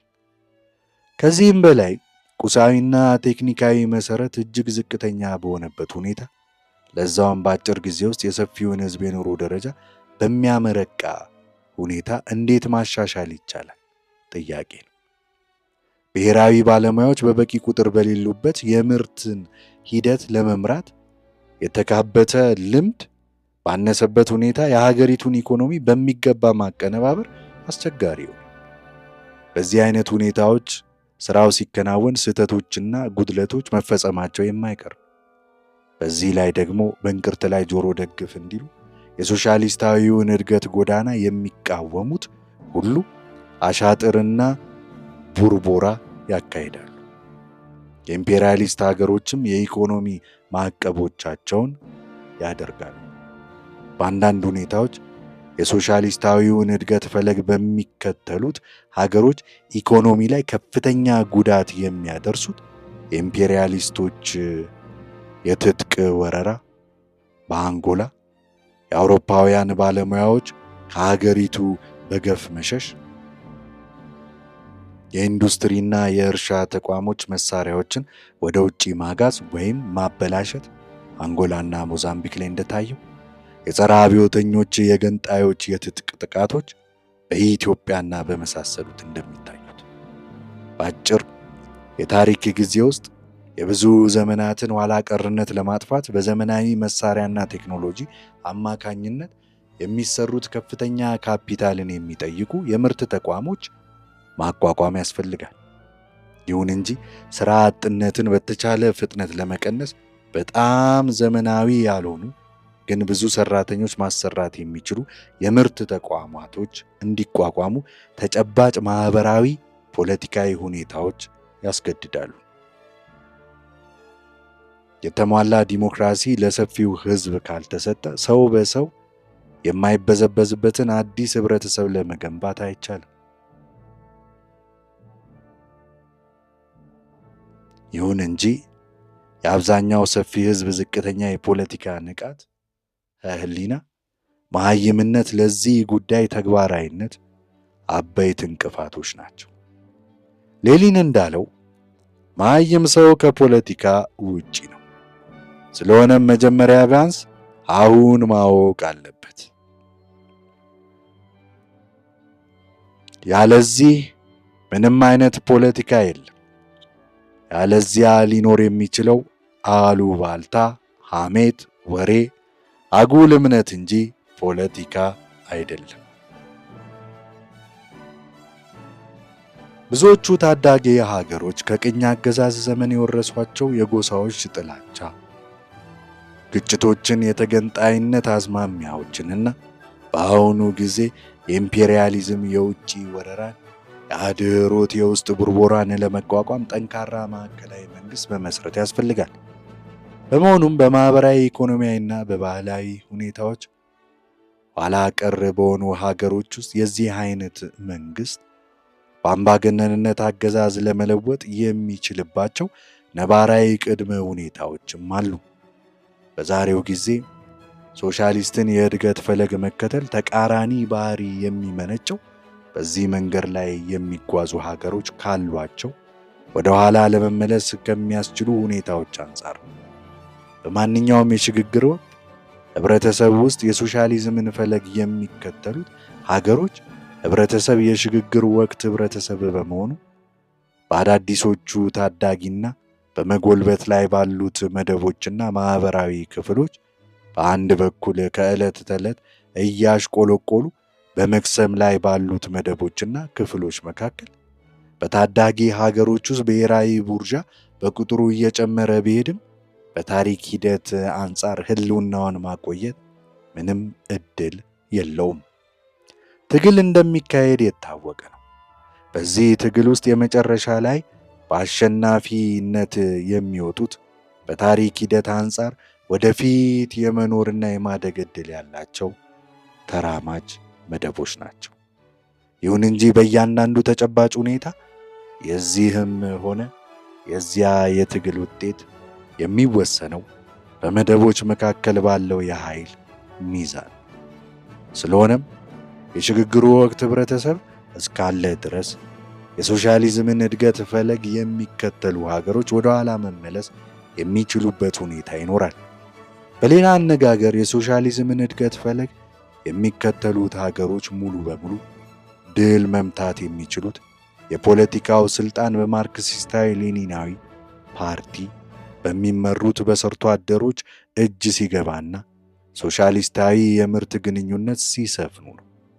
በመሆኑም የሶሻሊዝምን ፈለግ ለሚከተሉት ሀገሮች ግስጋሴ የመቀልበስ አደጋ ኢምንት ሊሆን የሚችለው በዝባዦች ከፖለቲካ ህይወት ሲገለሉ፣ የውጭ ካፒታል የበላይነት አቋም ሲወገድ፣ የሀገር ውስጥ ከፍተኛና መለስተኛ የግል ኢኮኖሚያዊ ተቋማት በመንግስትና በህዝብ ቁጥጥር ስር ሲውሉ፣ ያረጀው የመንግስት አስተዳደር አውታር ፍጹም በአዲስ መልክ ሲዋቀር፣ ህብረተሰቡ ጥልቅ በሆነ አኳኋን ዲሞክራሲያዊ መልክ ሲይዝ፣ የሰርቶ አደሩ ህዝብ ጥቅም ማሟላት የሚችሉ ስር ነቀል የሆኑ ማህበራዊና ኢኮኖሚያዊ እርምጃዎች ሲወሰዱ፣ ህዝባዊ የጦር ኃይሎች፣ የደህንነት ጥበቃና የማህበራዊ ስር ነቀል አስከባሪ አካላት ሲቋቋሙ፣ በሰፊው ህዝብ ዘንድ ተስማሚነት ያለው በሳይንሳዊ ሶሻሊስት ርዕዮተ ዓለም የታጠቀ ግንባር ቀደም የሰርቶ አደሮች ፓርቲ ሲመሰረት ነው። ጸረ ሶሻሊስት ኃይሎች ማንኛውንም ሁኔታ በመጠቀም የህብረተሰቡን ተራማጅ እድገት አቅጣጫ ለመቀልበስ ሌት ተቀን እንደሚጥሩ የታወቀ ነው። ይህ ዓላማቸውን ግቡን ይመታል ብለው የሚያስቡት የተራማጅ ኃይሎች ግንባር ቀደም መሪዎች ከፖለቲካው መድረክ ሲወገዱ በግብፅ ውስጥ ናስር ከሞተ በኋላ እንደ ተሳካላቸው የኮንጎ ሕዝባዊ ሪፐብሊክ ፕሬዝዳንት ማሪያን ጓጓቢ ከተገደለ በኋላ ይሆናል ብለው በከንቱ ተስፋ እንዳደረጉት ወይም የብሔራዊ ዲሞክራሲ የበላይ አመራር በአብዮታዊ ነፃነት ጸንቶ መቆየት ሳይችል ወይም ኢኮኖሚው በትክክል ባለመመራት የተነሳ የሰርቶ አደሮች የኑሮ ሁኔታ ሲባባስ ነው።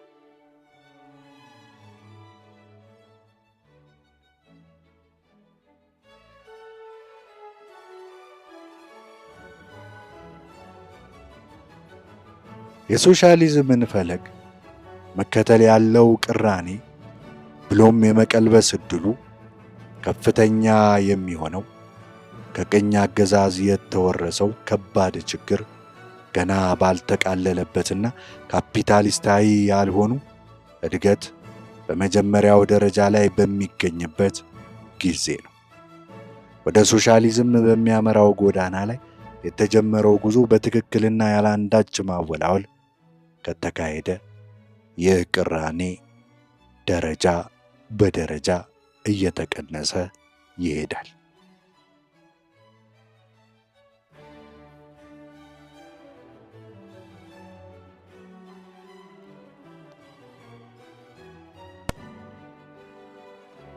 አምስት የትኛው ሀገር ነው የሶሻሊዝምን ፈለግ ይከተላል ሊባል የሚቻለው? ይህ ጥያቄ መጀመሪያ ሲመለከቱት ቀላል ይምሰል እንጂ እንዲሁ በቀላሉ መልስ ሊሰጥበት የሚቻል አይደለም።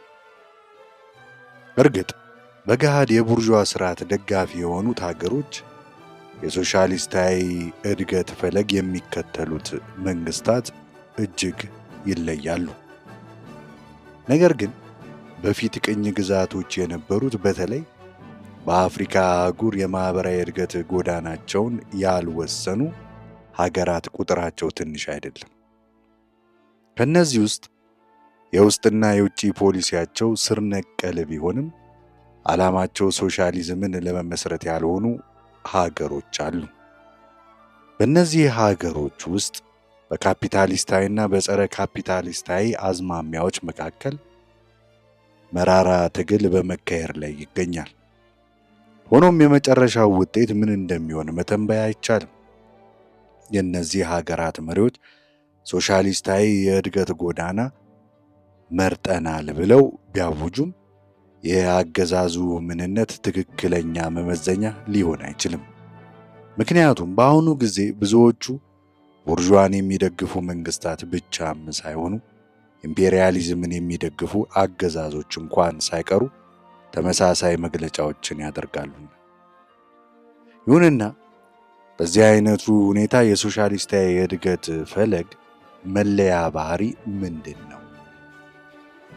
በተወሰነ ሀገር ውስጥ የሚካሄዱት ማህበራዊ፣ ኢኮኖሚያዊና ሌሎች ለውጦች ምንነት ለግል ባለቤትነት ወይም ለሳይንሳዊ ሶሻሊዝም ንድፈ ሐሳብ ያላቸው አቋም ወይስ ሶሻሊስት ሀገሮችንና ዓለም አቀፋዊ የሶሻሊስት ግንባታ ልምድን በሚመለከት ያላቸው አቋምስ? አንዳንዶቹ ተመራማሪዎች እንደሚሉት አንድ ታዳጊ ሀገር በዓለም ካሉት ሁለት ስርዓቶች ጋር በአንድ ላይ ለመተባበር ፖሊሲውን እያጣጣመ በሁለቱም መካከል ያለውን ቅራኔ ለራሱ ጥቅም እያዋለ በመሰረቱ ካፒታሊስታዊ ባልሆነ መንገድ ሊራመድ ስለሚችል በሶሻሊስት ሀገሮች ላይ ያለውን አቋም እንደ ትክክለኛ መመዘኛ ሆኖ መቆጠር የለበትም። በእነዚህ ተመራማሪዎች አመለካከት አንድ ሀገር ማርክሲዝም ሌኒኒዝምን በይፋ ቢቀበልም እንኳ ይህ ምንም ያክል ትክክለኛ መለኪያ አይደለም። ምክንያቱም በኋላ ቀር ሀገሮች ውስጥ ያሉት ወዛደራዊ ያልሆኑ ክፍሎች የሳይንሳዊ ሶሻሊዝምን ንድፈ ሐሳብ በሚገባ እስከሚገነዘቡ ድረስ በጣም ረጅም ጊዜ ይፈጃል። ስለሆነም ይላሉ ተመራማሪዎቹ እንደ ዋነኛ መመዘኛ ሊያገለግል የሚችል በሀገሪቱ ውስጥ የሚካሄዱት ለውጦች ባህሪ ነው። የዚህ አይነቱ አመለካከት ምንም እንኳ የተወሰነ ሎጂክ ቢኖረውም ትክክለኛነቱ አጠራጣሪ ነው። ከሁሉ አስቀድሞ አንድ ከቅኝ አገዛዝ ነፃ የወጣ ሀገር ተራማጅ ለውጦችን በማካሄድ ወደ ሶሻሊዝም የሚወስደውን ጎዳና ይዟል ለማለት የሚያስችል ብቁ መመዘኛ አይደለም። ተራማጅ ለውጦች አጠቃላይ ዲሞክራሲ ማለትም ጸረ ኢምፔሪያሊስት፣ ጸረ ፊውዳላዊና የመሳሰሉ ባህሪ የያዙ በመሆናቸው ጥርጊያ መንገድ መዘርጋት የሚችሉት ካፒታሊስታዊ ላልሆነም ካፒታሊስታዊ ለሆነም እድገት ነው። ከውጪ ካፒታልንና የብሔራዊ አቀባባይ የቡርዣን ንብረት በመንግስት ቁጥጥር ስር ማድረግ፣ የትልቅ መሬት ከበርቴዎችና የትልቅ ካፒታሊስታዊ በመሰረቱ የውጪ እርሻ ይዞታን መውረስ፣ መንግስታዊ የኢኮኖሚ ፈርጅ ማቋቋምና ማጠናከር፣ የህብረት ሥራ ማኅበራትን ቁጥር ማስፋፋትና የመሳሰሉት ለውጦች ሁሉ በተወሰነ ረዘም ባለ ጊዜ ገደብ ውስጥ የሶሻሊዝምን ፈለግ የሚከተሉ ሀገሮች ሆኑ ሌሎች ገና ካፒታሊስታዊ ያልሆኑ እድገት ጎዳናን ያልመረጡ ስር ነቀል ቡርዣ፣ ንዑስ ከበርቴያዊ፣ ሃይማኖታዊና የመሳሰሉ አገዛዞች ሊያከናውኗቸው ይችላሉ። ስር ነቀል የሆኑ አገዛዞች ካፒታሊስታዊ ስርዓተ ማህበር እንደማይቀበሉ ብዙውን ጊዜ አውጀው በተወሰነ የእድገት ደረጃ ጸረ ኢምፔሪያሊስትና ጸረ ፊውዳል አቋም እስካላቸው ጊዜ ድረስ ተራማጅ የውስጥና የውጭ ፖሊሲ ማካሄድ ይችላሉ፣ ያካሂዳሉ። ይሁን እንጂ የሚከተሉት ዓላማ ለራሳቸው ጥቅም ማለትም ብዙውን ጊዜ ንዑስ ከበርቴያዊና ብሔርተኛዊ ብቻ ሲሆን ፕሮግራማቸው እስከ ሶሻሊዝም ግንባታ ድረስ አይዘልቅም። ሆኖም በእነዚህ ሀገሮች ውስጥ ዞሮ ዞሮ አንዱ ወይም ሌላው ካፒታሊስታዊ ወይም ሶሻሊስታዊ የህብረተሰብ እድገት አቅጣጫ ይመርጣል ለማለት ይቻላል። ይህ ደግሞ የማይቀር ቢሆንም ተግባራዊ እስኪሆን ድረስ ብዙ ዓመታት ወይም በጣም ብዙ ዓመታት ያልፋሉ። በርከት ባሉ ታዳጊ ሀገራት ውስጥ ተወካዮቻቸው ስልጣን ላይ ያሉት ራሳቸውን ችለው ወይም ከብሔራዊው ቡርዣ ጋር በመተባበር የመካከለኛ ንዑስ ከበርቴ ክፍሎች በፖለቲካ ወይም በማኅበራዊ አቋማቸው አንጻር ከዘመናችን ዋነኛ መደቦች ማለትም ከወዛደሩና ከቡርዣው ከአሁን በፊት በሌሎች የታሪክ ወቅቶች ከነበሩ ይልቅ በበለጠ ራሳቸውን የቻሉ መሆናቸው መታወስ አለበት። የዚህ መሠረታዊ ምክንያት በብዙዎቹ ታዳጊ ሀገሮች ውስጥ የእነዚህ መደቦች ያለማደግ ብቻም ሳይሆን በተጨማሪም የሳይንስና የቴክኖሎጂ አብዮት በሚካሄድበት ጊዜ የኋላ ቀር ሀገሮች ኢኮኖሚ እድገት የሚከናወንበት ልዩ ሁኔታም ነው። ይኸውም ከኋላ ቀርነቱ ለመላቀቅ በሚደረገው ጥረት መሠረታዊ ዋልታ መንግስትና የመንግስት ኢኮኖሚያዊ ዘርፍ በመሆናቸውም ነው። የመንግስት ኢኮኖሚያዊ ዘርፍ ነፃ ብሔራዊ ኢኮኖሚን ለማዳበርና ካፒታሊስታዊ ሌላ ላልሆነ የእድገት ጎዳና ቁሳዊ መሰረት ለመጣል የሚረዳውን ያህል የግል ሀብት ይዞታ ጥቅም ለማስጠበቅና የካፒታሊስታዊ እድገት ጎዳና የሚከተለውን ስርዓተ ማህበር ለማረጋጋት ሊያገለግል ይችላል። ለምሳሌ በቱኒስ ውስጥ በመንግስት ይዞታ ስር ያለው የኢኮኖሚ ዘርፍ በሀገሪቱ ካፒታሊስታዊ ስልተ ምርት እንዲስፋፋ እያገዘ ነው። ማለትም መንግስታዊ ካፒታሊዝም የግል ይዞታን እየደገፈ ካፒታሊስታዊ የምርት ግንኙነት እንዲፈጠር ያበረታታል። በእኛ አስተያየት ተራማጅ አገዛዝ ያሏቸውን ሀገሮች ሁሉ በምንመረምርበት ጊዜ እና እነርሱን በተለይ መመልከት ያለብን በብሔራዊ በውጭ የግል ካፒታል ላይ በሳይንሳዊ ሶሻሊዝም በሀገር ውስጥ ማርክሲስቶችና ሌኒኒስቶች በተካበተው የዓለም አቀፋዊ የሶሻሊዝም ግንባታ ልምድ በዓለም አቀፉ ኮሚኒስታዊ እንቅስቃሴ በሶሻሊስትና በካፒታሊስት ሀገሮች በሰራተኛው መደብ በመደብ ትግል አመራር ላይ ባለው ፓርቲ ሚና ላይ ከሚኖራቸው አቋም አንጻር በዚህ አኳኋን ከመረመርነው ሁለት አዝማሚያዎች ሁለት የፖለቲካ መስመሮች ይከሰቱልናል። አንዱ ንዑስ ከበርቴያዊ መስመር ነው። በመሆኑም ማህበራዊ፣ ኢኮኖሚያዊና ሌሎች ችግሮችን ለመፍታት ጥረት የሚደረገው ንዑስ ከበርቴያዊ በሆነ መንገድ ነው። ይኸውም የተቀየጠ ኢኮኖሚ አካል ነው በማለት ንዑስና መለስተኛ ብሔራዊ የግል ይዞታን ለማቆየት መጣር፣ ማርክሲዝም ሌኒኒዝምን፣ ማርክሲስታዊ ሌኒናውያንን መጠራጠር፣ በሰራተኛ መደብና ሰፊው ሰርቶ አደር ሕዝብ በራሱ አነሳሽነት በሚወስዳቸው እርምጃዎች ላይ እምነት አለመኖር፣ የመደብ ትግልን መፍራትና የመሳሰሉት ማለት ነው። የማርክስን ቃላት ብንጠቅስ የዚህ የፖለቲካ መስመር ተከታዮች ዓላማቸው ህብረተሰቡን ዲሞክራሲያዊ በሆነ መንገድ በመለወጥ ንዑስ ከበርቴያዊ መልክ ለማስያዝ ነው።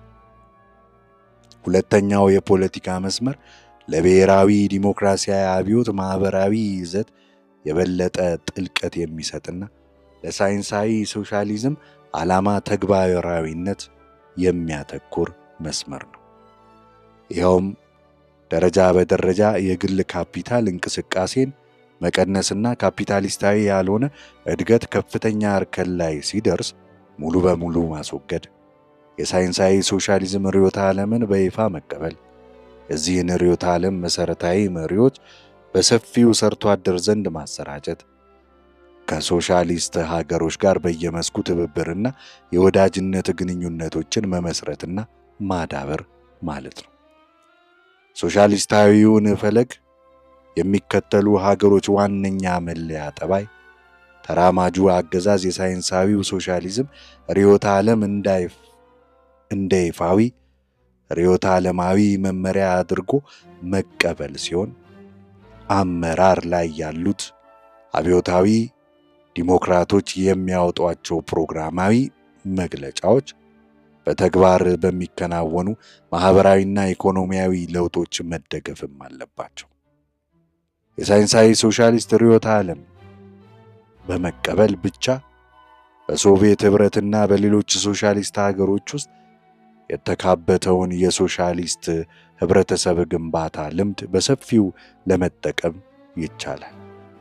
ማንኛውም ተራማጅ አገዛዝ በራሱ ልዩ በሆነ መንገድ ወደ ሶሻሊዝም ለመጓዝ ሙከራውን እስከቀጠለ ድረስ የዓለም አቀፉን የሶሻሊዝም ግንባታ ልምድ ካፒታሊስታዊ ባልሆነ እድገት አማካኝነት ጭምር በተግባር ለመጠቀም ያለው ሁኔታ በጣም ውስን ነው።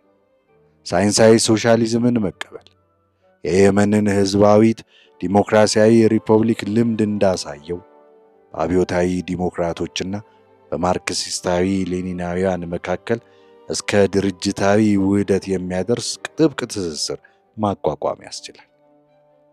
አመራር ላይ ያሉ አብዮታዊ ዲሞክራቶች ወደ ሳይንሳዊ ሶሻሊዝም አቋም መሸጋገር በሚጀምሩበት ጊዜ ተራማጁ አገዛዝ የውጭ ፖሊሲ በበለጠ ቁልጭ ያለ መልክን ይይዛል። በሶሻሊስታዊ እድገት ጎዳና ላይ ለመጓዝ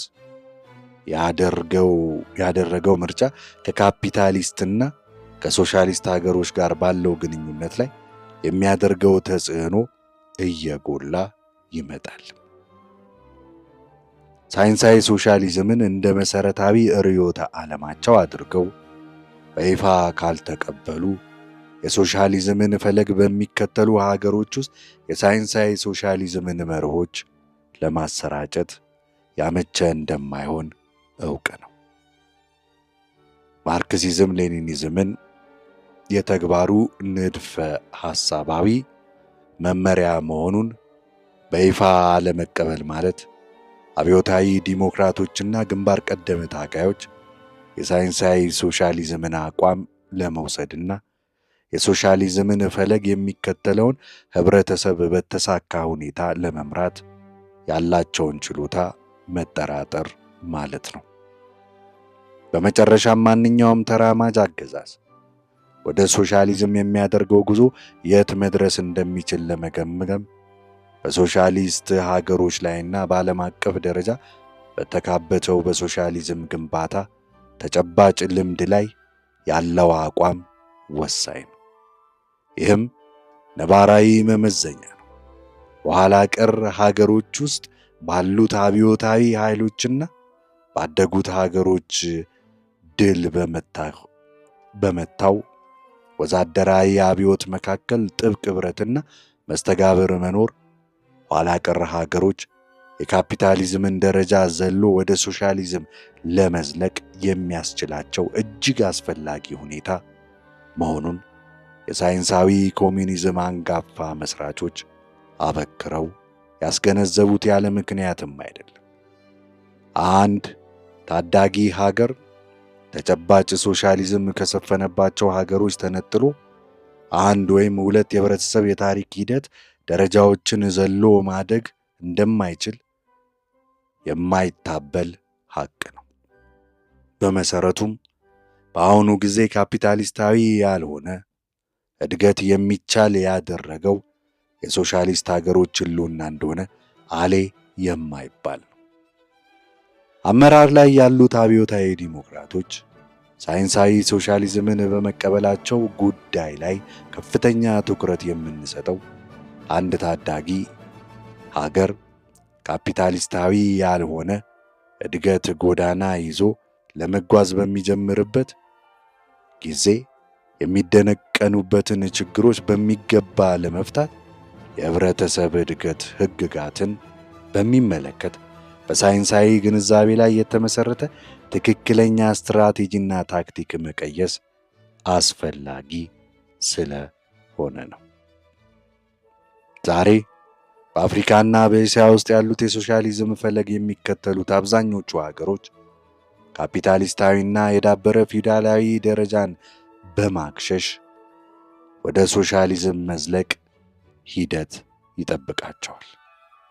ይህን ለማከናወን የሚነሱበት የእድገት ደረጃ በማህበራዊ፣ በኢኮኖሚያዊና በባህላዊ ረገድ ኋላ ቀርና በጣም ዝቅተኛ ሲሆን ሁኔታውን የበለጠ የሚያባብሰው እጅግ የተወሳሰበ የብሔረሰቦች ጥያቄ ነው። ዓለም አቀፍ ካፒታሊዝም የሚለዋወጠው ሁኔታ ጋር ራሱን በማስማማት የሶሻሊዝምን ፈለግ በሚከተሉት ሀገሮች ውስጥ ዘልቆ ለመግባት ተንኮለኛ ታክቲክን ይጠቀማል። ብዙውን ጊዜ እንደ ማባቢያ አድርጎ የሚያገለግልበት የገንዘብ፣ የሳይንስና የቴክኖሎጂ እርዳታ ነው። በታዳጊ ሀገሮች ውስጥ ብሔራዊ ዲሞክራሲያዊ አብዮት ጥልቀት እንዳያገኝ በቀጥታ ብቻም ሳይሆን በተዘዋዋሪም በቀላሉ የማይገመቱ እንቅፋቶች ይፈጥራል። ታዳጊ ሀገሮች ተራማጅ የእድገት ጎዳና ይዘው እንዳይጓዙ ከነዳጅ ሽያጭ ከፍተኛ ሀብት ያላቸው በፊት ቅኝ ግዛት የነበሩ ወግ አጥባቂ መንግስታትን በበኩላቸው መሰናክሎቹን ለመፍጠር ይጥራሉ። እነዚህ መንግስታት በመካከለኛው ምስራቅ ያሉት ማለታችን ነው። ብዙዎቹ ታዳጊ ሀገሮች ከፍተኛ የካፒታል እጥረት እንዳላቸው በመረዳት ይህንንም በመጠቀም በተወሰነ መጠን ከፖለቲካ አቋማቸው ለሚያሸገሽጉ ሁሉ የገንዘብ እርዳታ ያደርጉላቸዋል። ኢምፔሪያሊዝምን የሚደግፉ የነዳጅ አምራች ሀብታም ሀገሮች ገዢዎች የሶሻሊዝምን ፈለግ የሚከተሉትን ሀገሮች ከሶሻሊስት መንግስታት ለማግለል የእድገት አቅጣጫቸውን ለማስቀየር የሚፈልጉት በገሃድ ይገልጻሉ። የእነዚህ የነዳጅ አምራች ሀብታም ሀገሮች ወግ አጥባቂ ገዢዎች ከነዳጅ ሽያጭ በተገኘ ዶላር አማካኝነት የታዳጊ ሀገሮችን ማህበራዊ ተሃድሶ ሂደትን ለማገድ የሚያከናውኑት ተግባር ከኢምፔሪያሊዝም ፖሊሲ ጋር መቀናጀቱ የሚያስገርም አይደለም።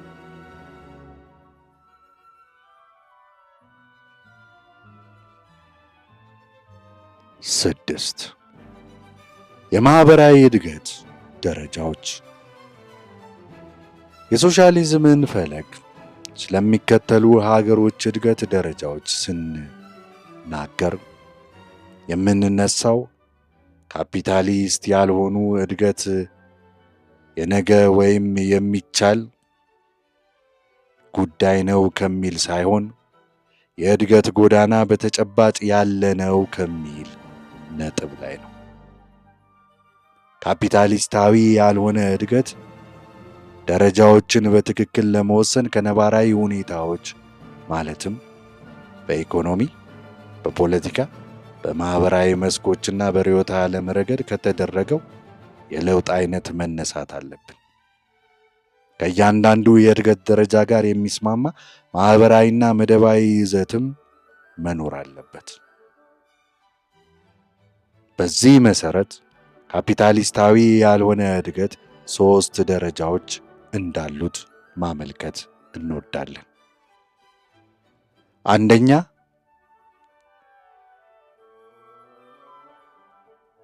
ወይም የመጀመሪያው ደረጃ፣ ለዚህ ደረጃ ሌላ መጠሪያ ስም መስጠት ይቻል ነበር።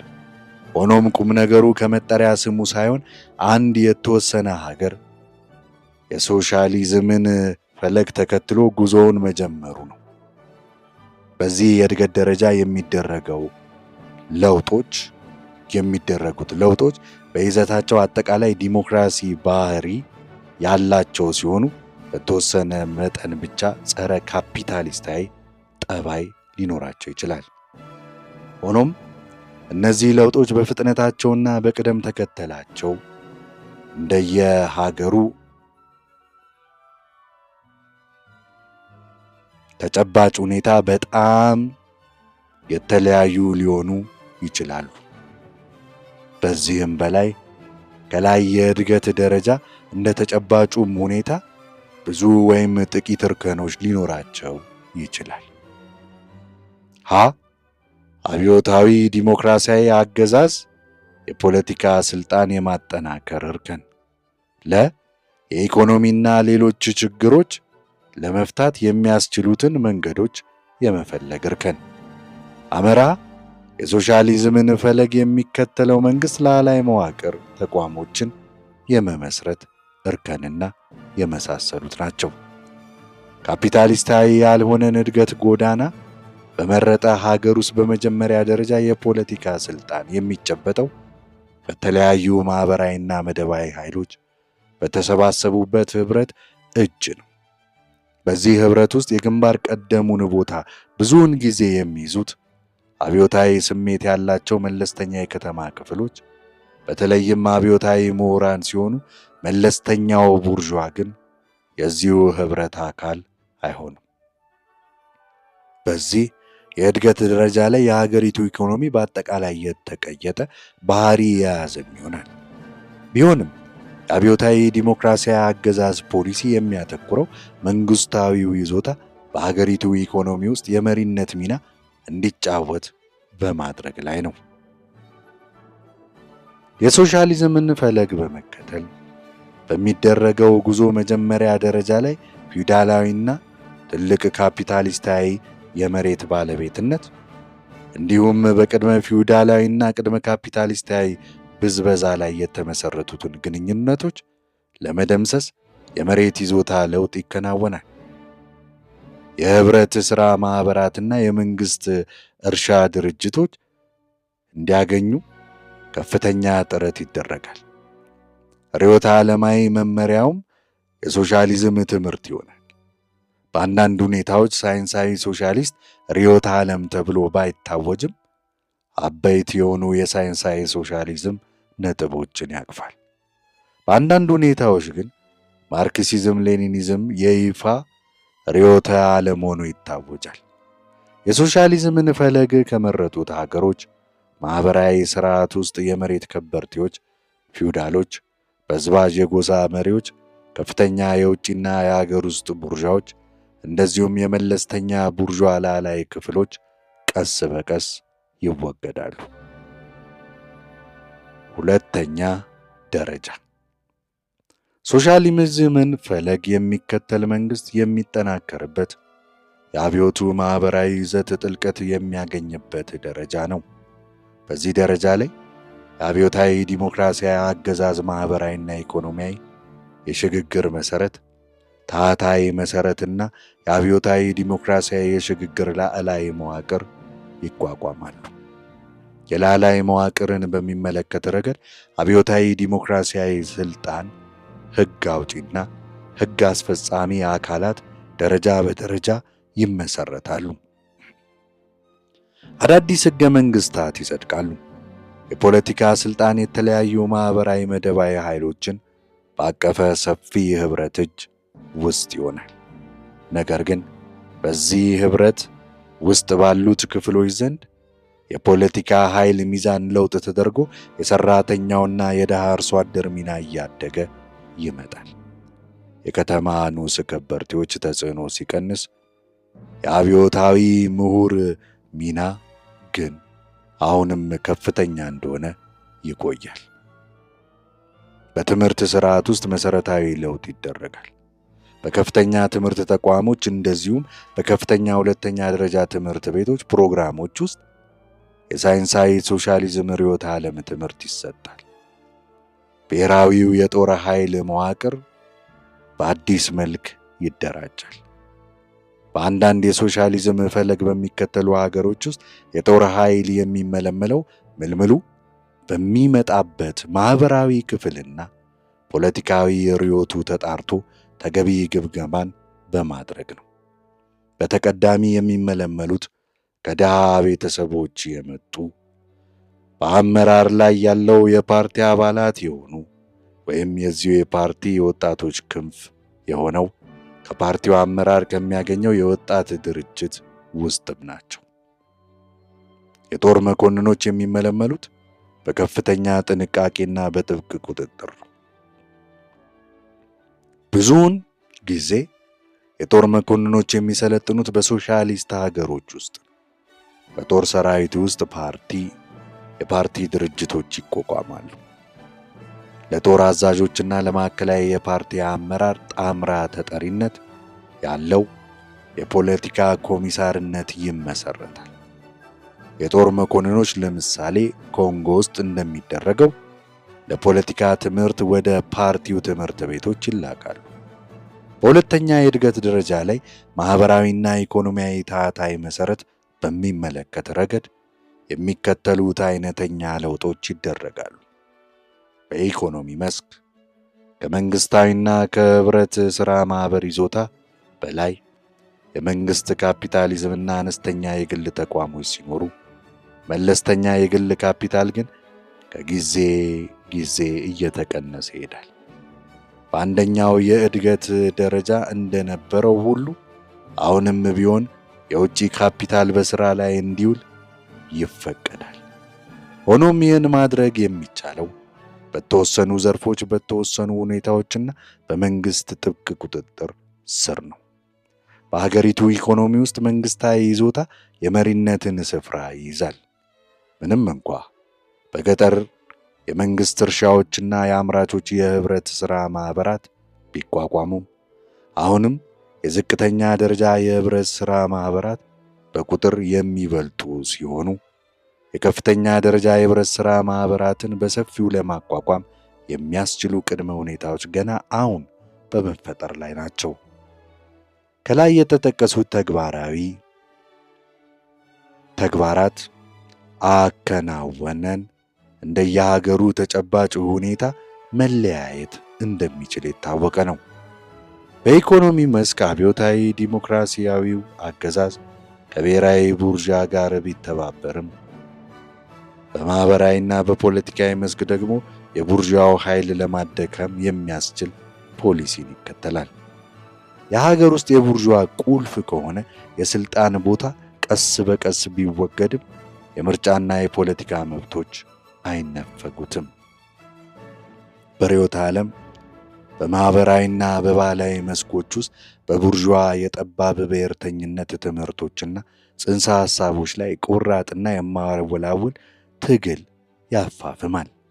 እነርሱም ድል ካልተመቱ የሶሻሊዝምን የእድገት ፈለግ በአስተማማኝ ሁኔታ ይዞ መጓዝ አይቻልምና የሶሻሊዝምን ፈለግ የሚከተል ሀገር ሲረጋጋና ሲጠናከር የመደብ ትግል መፋፋም ይችላል።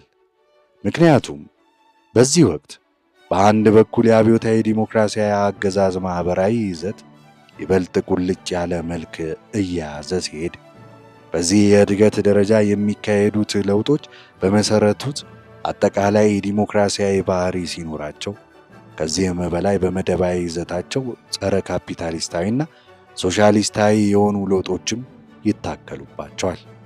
በሌላ በኩል ደግሞ ካፒታሊስታዊ ያልሆነ እድገት ሲካሄድ የውጭና የሀገር ውስጥ ከፍተኛና መለስተኛ የግል ካፒታል እንቅስቃሴ ሲቀነስና የመሬት ከበርቴዎችና የካፒታሊስቶች የመሬት ይዞታ ሲወገድ፣ በመንግስት ቁጥጥር ስር ያለው የኢኮኖሚ ዘርፍ ከፍተኛ እድገት ሲያገኝ፣ በአንዳንድ አገሮች ንዑስ ባለ ንብረቶች፣ ሀብታም ገበሬዎችና ቢሮክራሲያዊ ቡርዣዎች አቋማቸውን በጣም ያጠናክራሉ።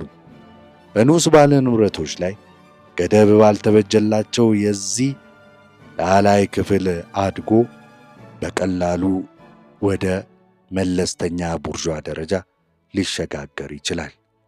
ይሁን እንጂ በአስተማማኝ ሁኔታ የሶሻሊዝምን ፈለግ በሚመለከት ሀገሮች እንኳ በነባራዊ ሁኔታዎች ምክንያት በአብዛኛው አነስተኛ የሆነ የግል ይዞታ መኖር እንደሚችል መገንዘብ ያስፈልጋል። ስለሆነም በዚህ የእድገት ደረጃም እንኳን ቢሆን የሶሻሊዝምን ፈለግ የሚከተል ሀገር ያለው የመቀልበስ አደጋ ገና ከፍተኛ ነው። በተጨማሪም እንዲህ ሊሆን የሚችልበት ምክንያት የሶሻሊዝምን ፈለግ የመረጠ ሀገር ማህበራዊ መሰረት ማለትም የሰራተኛው መደብ በገበሬ ማህበራት የተደራጀ መደብነቱንና የወዛደር አጋርነቱን የተገነዘበ ድሃ አርሶ አደር የሚፈጠረው በዝግተኝነት ስለሆነ ነው።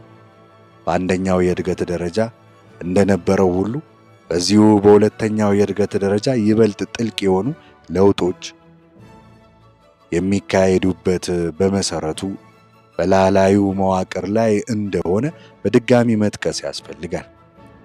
በታህታዩ መሰረት የሚካሄዱት ለውጦች በቂ ጥልቀት ስለሌላቸው ማህበራዊና መደባዊ አወቃቀራቸው ከፍተኛ ደረጃ ላይ በደረሰ ሀገሮች ውስጥ እንደሚደረገው ሁሉ የፖለቲካውን ስልጣን ጠንክሮ ለመጨበጥ ለመምራትና ለመቆጣጠር አያስችሉም።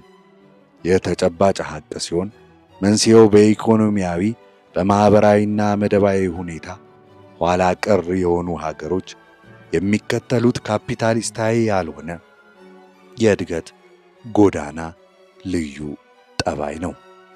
ህዝባዊ ዲሞክራሲያዊ ስልጣን ስለተቋቋመ አብዮቱ ወዲያውኑ ሶሻሊስታዊ ባህሪን ይዟል ማለት አይደለም። በዚህ ረገድ ወሳኝነት ያለው የየሀገሩ ተጨባጭ ሁኔታ ነው። ለምሳሌ በቬትናምና ህዝባዊ ዲሞክራሲያዊ አብዮት ድል የመታው በ1945 ነሐሴ ወር ላይ ቢሆንም የቬትናም ሰርቶ አደሮች ፓርቲ ሶስተኛ ጠቅላላ ጉባኤ ውሳኔዎች እንደሚያስገነዝቡት በሰሜን ቬትናም የሶሻሊስት አብዮት ደረጃ የተጀመረው በሀገሪቱ ውስጥ በ1954 ጄኔቭ ላይ በተደረገ ስምምነት መሰረት ሰላም ከሰፈነባትና ሙሉ በሙሉ ነፃ ከመወጣች በኋላ ነው። ይሁን እንጂ እስከ 1958 ድረስ ይደረጉ የነበሩት ለውጦች ይዞታቸው አጠቃላይ ዲሞክራሲያዊ፣ ጸረ ፊውዳላዊ፣ ጸረ ኢምፔሪያሊስታዊ ነበር። ቻናላችንን ሰብስክራይብ፣ ላይክ፣ ኮመንት፣ ሼር ያድርጉ። ይህንን ድንቅ መጽሐፍ እያነበብን ነው።